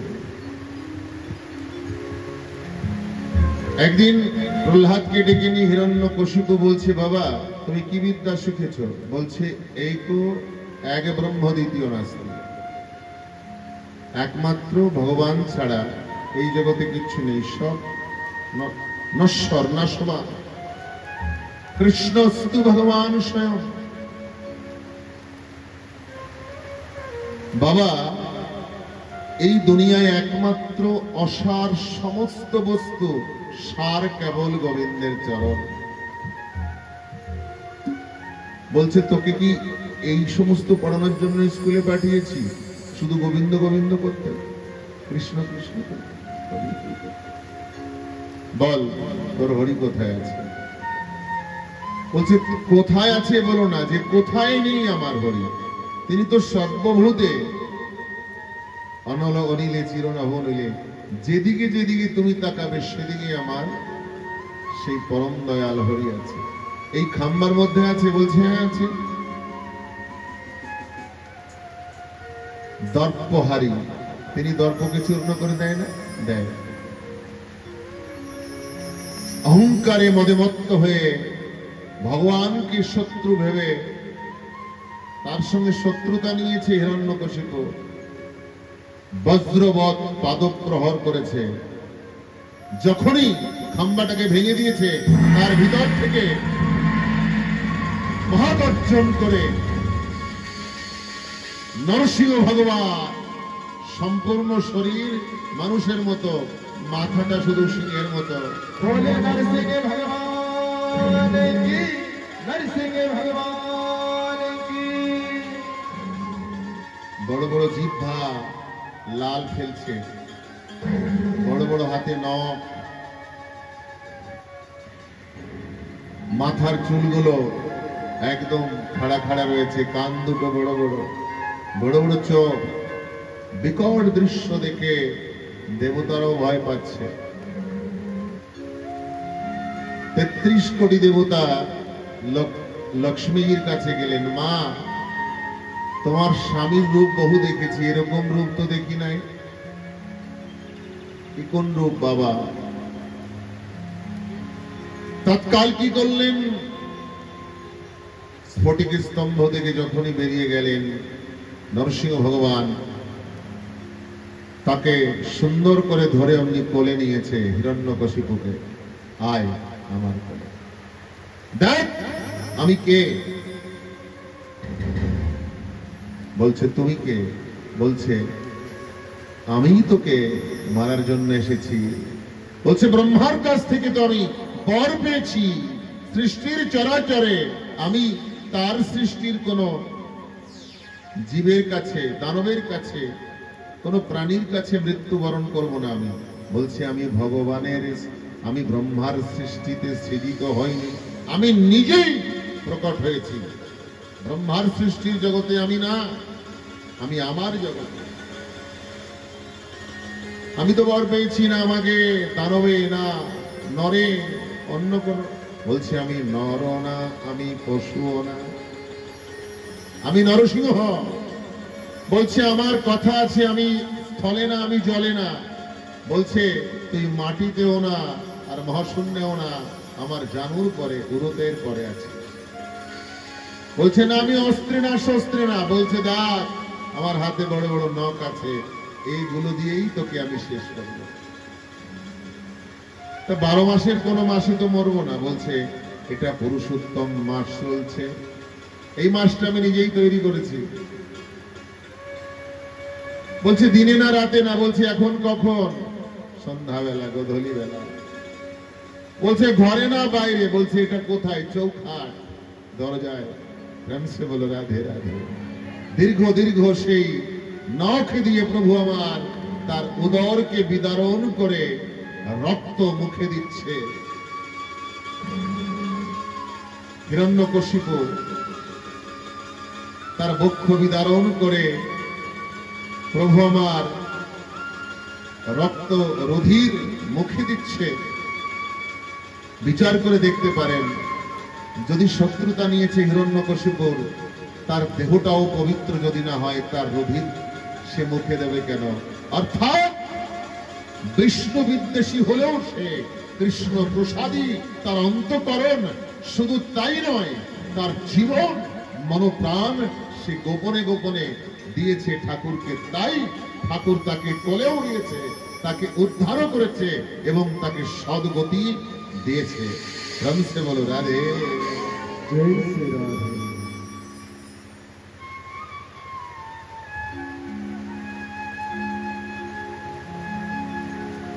এই জন্য ভগবান বলেছে, শত্রু হয়ে যদি আসো মুক্তি দেবো, আর মিত্র হয়ে আসলেও দেবো। এই জন্য সংসারে সরল মানুষ যারা, তারা কৃষ্ণের কৃপা পাবে, আর জ্ঞানী যারা পাবে, যারা মাঝখানে তর্ক করে, তারা কোনোদিনও ভগবানের কৃপা পাবে। প্রেম সে বলো রাধে। তর্ক করলে ভগবান নেই।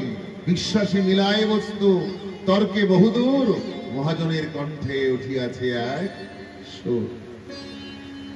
ভগবান কোথায়? তিনি কোথায় নেই, তিনি সর্বত্র রয়েছেন। এই প্রহ্লাদের পুত্র বিরোচন, যে প্রহ্লাদ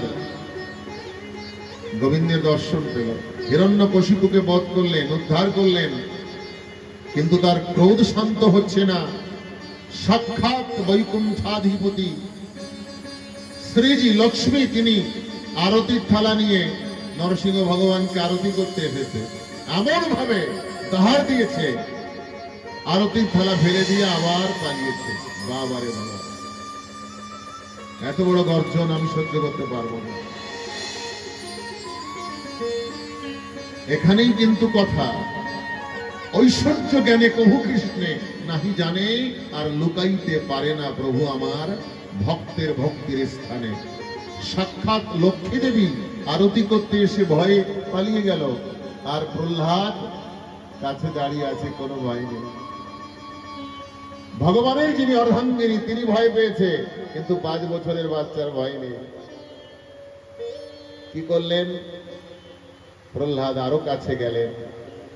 একটা গাভী মাতার বাচ্চা যেমন গরু গাভী মাতা জিহ্বা দিয়ে চাটে, নরসিংহ ভগবান তার দীর্ঘ জিহ্বা দিয়ে প্রহ্লাদের গাটা চেটে দিচ্ছে, মানে আদর করছে। আর প্রহ্লাদকে যখনই কোলে নিয়েছে, ভগবানের রাগ শান্ত হয়ে গেছে। কারণ ভক্তই আমার মাতা পিতা বন্ধু পুত্র ভাই, ভক্ত ছাড়া এই জগতে আমার আপন।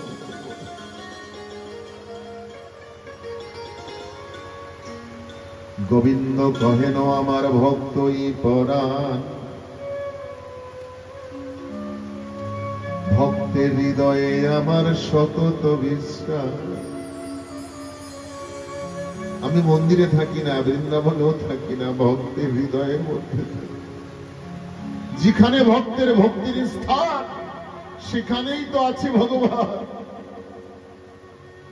আমা শাস্ত্রে বলেছে নারদ পুরাণে, না অহম বসামি বৈকুণ্ঠে যোগী ধাম। হৃদয়, আমি যোগীদের হৃদয়ে থাকি না, বৈকুণ্ঠে থাকি না। কোথায় থাকি? মদভক্ত যত্র গায়ন্তি তত্র তিষ্ঠামি হে নারদ। যেখানে আমার ভক্ত আমার নাম গুণাগুণ কীর্তন করে, সেখানে। এখানে আমার ঠাকুর আছে, কিন্তু কোথায় আছে? এটা নিয়ে আমাদের বৃন্দাবনের রসিক সন্ত যারা, তারা মন্থন করেছে। তুমি ভক্তের মধ্যে প্রভু আছো, কিন্তু কোথায়? এখন পর্যন্ত রাধাকুণ্ডে বর্ষনায় বিনোদ দাস বাবাজি আছে, বৃন্দাবনে আমাদের প্রেমানন্দজি মহারাজ আছে, মুলুকপীঠে রাজেশ্বরানন্দজি মহারাজ আছে, এখনো রসিক রসিক মহা মহা মহা দিব্য দিব্য বিভূতি বৃন্দাবনে আছে। তারা অনুভব করেছে জীবনে যে তুমি ভক্তদের মধ্যে কোথায় থাকো। বলছে ভক্তদের মধ্যে তুমি প্রভু ভক্তদের হৃদয়ে থাকো না। ভক্ত যখন হৃদয়কে মন্থন করে তার দুই চোখের জল প্রবাহিত করে, এক ধারাতে রাধা আর এক ধারায় কৃষ্ণ। চোখের জলের মাঝে নাকি তোমারও বসতি। প্রভু তুমি নাকি চোখের জলের ভিতরে থাকো, তাই তোমার জন্য দিবানিশি আমি কান্দি দিবারাত্রি।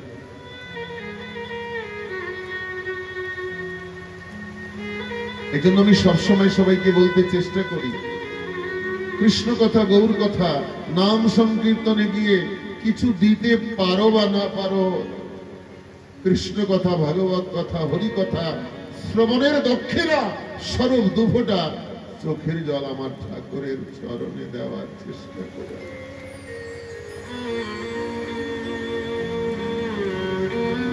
ফুল তো তুমি গাছ থেকে নিয়ে এসেছো, গাছে হয়েছিল। মিষ্টি তো তুমি দোকান থেকে এনেছো, ফল তো কিনে এনেছো। তোমার থেকে তুমি কি দিলে ঠাকুরকে? তোমার নিজের থেকে তুমি কি দিলে? নিজের ভক্তিকে মন্থন করে প্রেমরূপী নবনী যদি কেউ নয়ন অশ্রু করে আমার গোপালের চরণে দিতে পারে, তার কৃষ্ণ কথা শুনে দক্ষিণা পূর্ণ হয়ে যায়।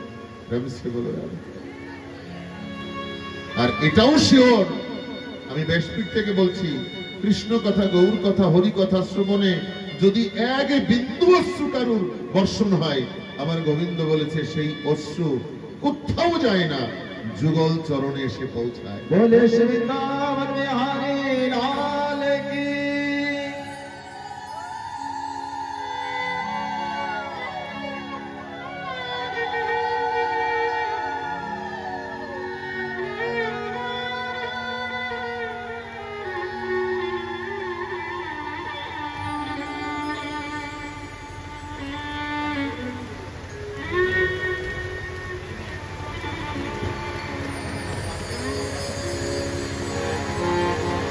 প্রবাসী হইয়া রে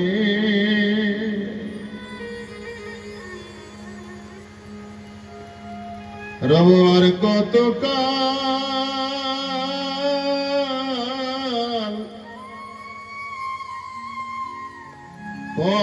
পরের জ্বালা সইয়া রে।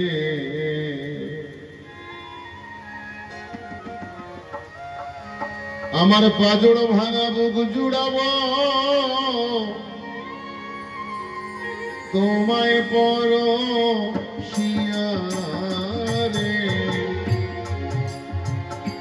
রব আর কত কাল পরে জ্বালা সইয়ারে।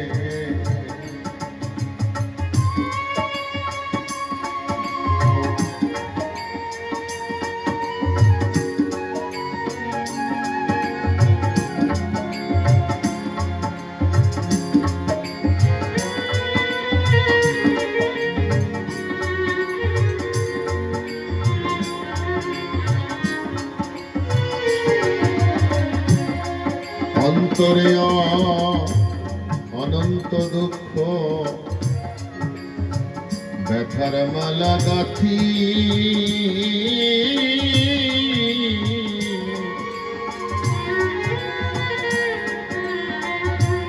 ওরে এই সংসারে কেউ হলো না আমার কৃষ্ণ সেবার সাথী।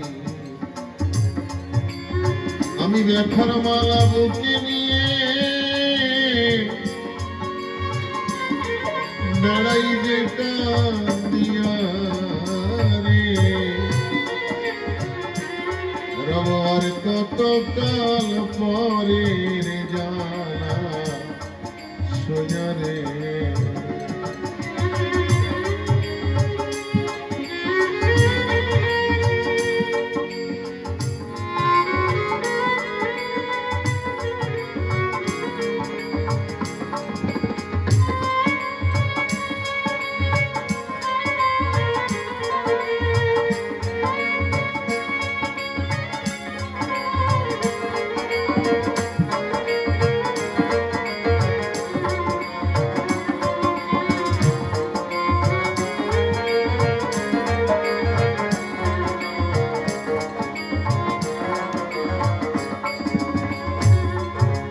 তীর্থযাত্রী কাঁদে যেমন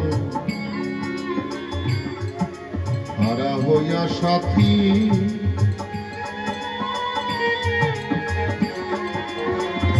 ওরে সতী হারা পতি কান্দে রে, ওরে যেমন চন্দ্রহারা রাতি। আমি আর কত কাল কাঁদব একা, বুকে ব্যথা নিয়া রে, রব আর কত কাল পরে জানা সোজা রে, পরবাসী হইয়া রে,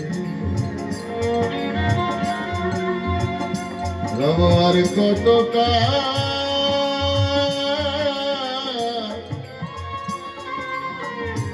পরে জানা সোজা। বিজয় বলে যত কাদাও দুঃখ তাতে নাহি,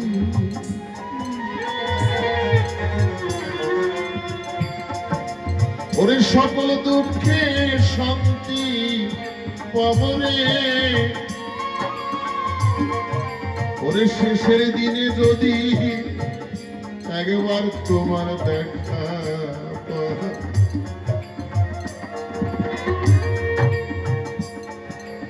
তুমি কোন দিন আমায় আসবে নিতে বাঁশরি বাজাইয়া রে।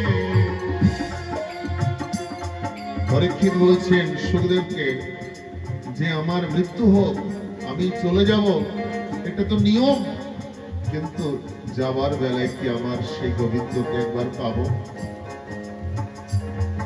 প্রত্যেকটা ভক্তের মনে এরকম একটা ব্যথা বা আবেদন নিবেদন রাখা উচিত, সারা জীবনও যদি তোমাকে না পাই ঠাকুর, আমার জীবনের শেষের পলকে যেদিন আমার পলকটা বন্ধ হবে, অন্তত সেই পলকে একবার তুমি এক ঝলক তুমি যুগলে এসে আমার সম্মুখে দাঁড়াবে। কিচ্ছু চাই না,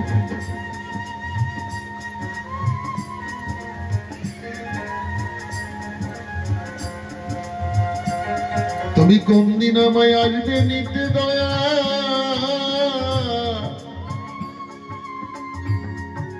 ওরে বাঁশরি বাজায়া রে, আর কত কাল পরের জ্বালা সোজা রে, পরবাসী হইয়া রব আর কত কাল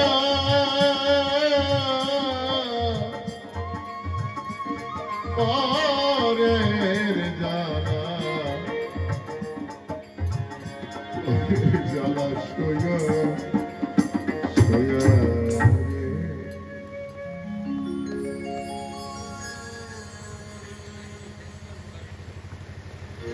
একজন বর বধূকে নিয়ে নদী পথে যাচ্ছে, নৌকার মধ্যে, নদীর মধ্যে যখনই নৌকা ঝড় এসেছে, ভীষণ তুফান,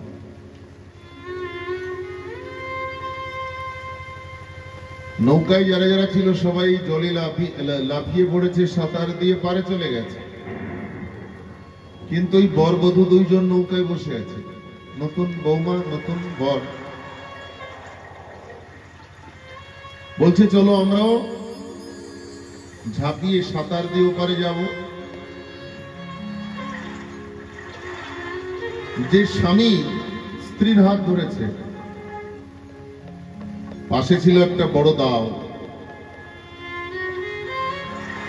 বলছে সবাই তো প্রাণ বাঁচিয়ে গেছে ঝড়ের মধ্যে, আমরাও বাঁচবো না, কিন্তু আমি নিজের হাতেই তোমাকে মেরে দেব। স্ত্রীর হাত ধরা, নতুন বিবাহ করে যাচ্ছে, ওই স্বামী হাত ধরেছে আর দাও এক হাতে, স্ত্রী হেসে দিয়ে বলছে তুমি আমাকে মারবে। পৃথিবীর সবকিছু সত্য হবে, তোমার এই বচন সত্য হবে না। তুমি আমাকে মারতে পারো না। কেন পারো না? ছোটবেলা থেকে শুনে এসেছি মায়ের মুখে, পরের ঘরেই নারীর মেয়েদের যেতে হয়, মেয়েদের কোনো ঘর হয় না। বাপের বাড়ি এই গ্রামে, শ্বশুর বাড়ি। মেয়েদের কোনো বাড়ি আছে কি? নেই। আছে যারা সংসারের সত্যি মেয়েরা, তাদের বাড়ি হচ্ছে তার স্বামীর চরণ। শ্বশুর বাড়িও না, বাপের বাড়িও না, ওই যার পায়ে ফুল জল দিয়ে আপন করে নিয়েছে, বরণ করে নিয়েছে, ওই স্বামীর যুগল চরণই হচ্ছে স্ত্রীর ঘর, নারীর ঘর। ভালো মেয়েরা তারা বলে যে তোমার পায়ে যেন মাথা রেখে আমি ঘুমোতে পারি, তোমার আগে যেন যেতে পারি, শাঁখা সিঁদুর নিয়ে যেন যেতে পারি। তো স্ত্রী বলছে তুমি আমাকে মারতে পারো না কেন? একটু গত নিশীতেই তো তুমি আমাকে বরণিয়া বধূ করে নিয়ে এসেছো। আমি জানি, আমার বিশ্বাস, তোমার চরণে যখন আমার জীবন যৌবন সব সমর্পণ করেছি, মহাকাল মহানিয়তি মৃত্যু দিতে পারে, কিন্তু তুমি স্বামী আমাকে মারতে পারো। তোর বিশ্বাস আছে রে পাগলি? হ্যাঁ, আমার বিশ্বাস আছে। হাত থেকে দাও পড়ে গেছে, হাত ছেড়ে দিচ্ছে, দুই চোখে জল। কাঁদছো কেন? বলছি গত রাত্রে তুই আমার পায়ে ফুল জল দিয়ে আমার প্রতি যদি এত বিশ্বাস তোর হয়ে থাকে, আমি তোকে মারতে পারবো না। আমারও বিশ্বাস আছে। কেন? ছোটবেলা থেকে আমার মা বাবা গোপালের পায়ে ফুল জল দিয়ে এসেছে।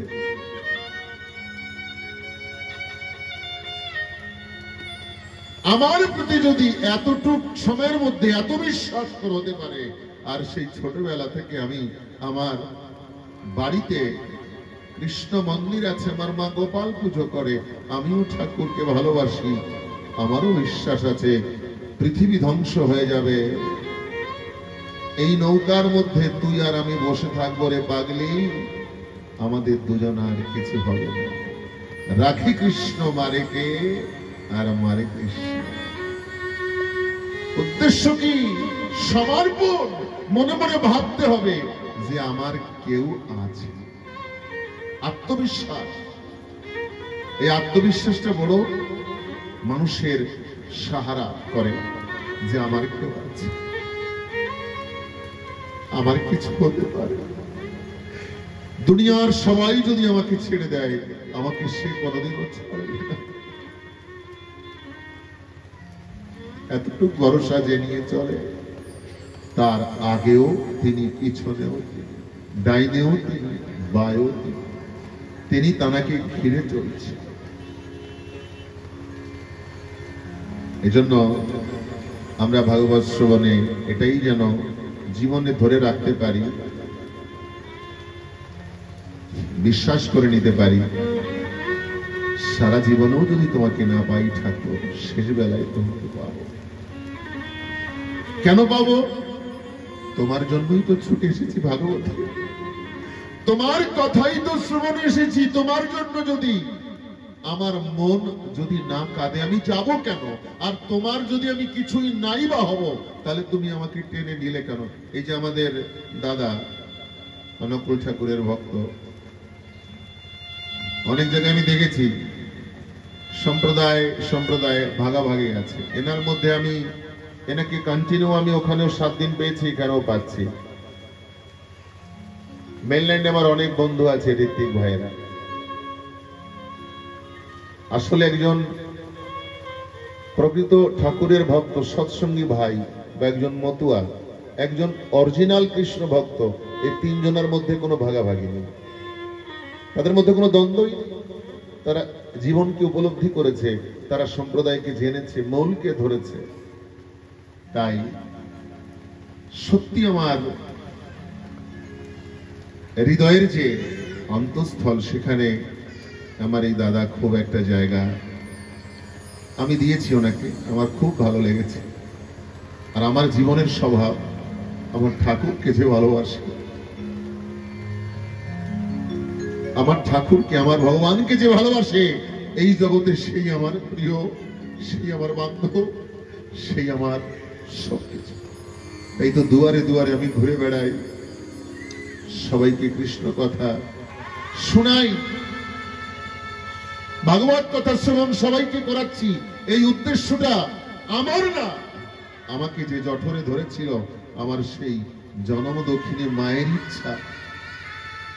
গাছের ফুল যদি গাছে থেকে যায়, গাছের আনন্দ হয় না। যদি কিছু ফুল কৃষ্ণ সেবায়, গোবিন্দ সেবায় চলে যায়, বৃক্ষের বুকে ফুল ফোটা সার্থক হয়ে যায়। তাই আমার মায়ের একমাত্র সন্তান আমি আজ দাঁড়ে দাঁড়ে ভক্তের ঘরে ঘরে সবার কর্ণকুহরে গোবিন্দের কথা পৌঁছে দিচ্ছি। আমার কতটা আনন্দ হচ্ছে, আমার চলে যাওয়া সেই মায়ের আনন্দটা তার থেকে অনেক বেশি।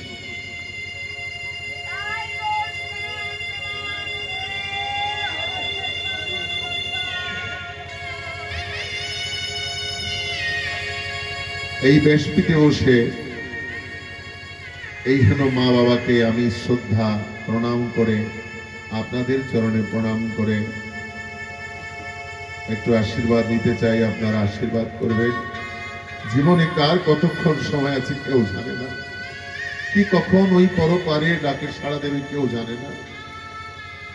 যতটুকু সময় আমার হাতে আছে, আমি যেন মৃত্যুর শেষ বেলা পর্যন্ত কৃষ্ণ কথা এবং কৃষ্ণ নামের মধ্যেই যেন আমার প্রাণকে আহুতি দিতে পারি। নামের মধ্যে কৃষ্ণ চাই না, আমি কৃষ্ণ নামের মধ্যে নাম করতে করতে যেন আমার প্রাণকে আহুতি দিতে পারি। ভক্তের চরণে আমার এই প্রার্থনা রেখে আজকের কথা আমি এখানে বিশ্রাম দেওয়ার আগে মিথুনকে ডাকবো। বাবা, তুমি দুটো কথা বলো, আরতি হবে, প্রসাদ নিয়ে প্রস্থান করবে।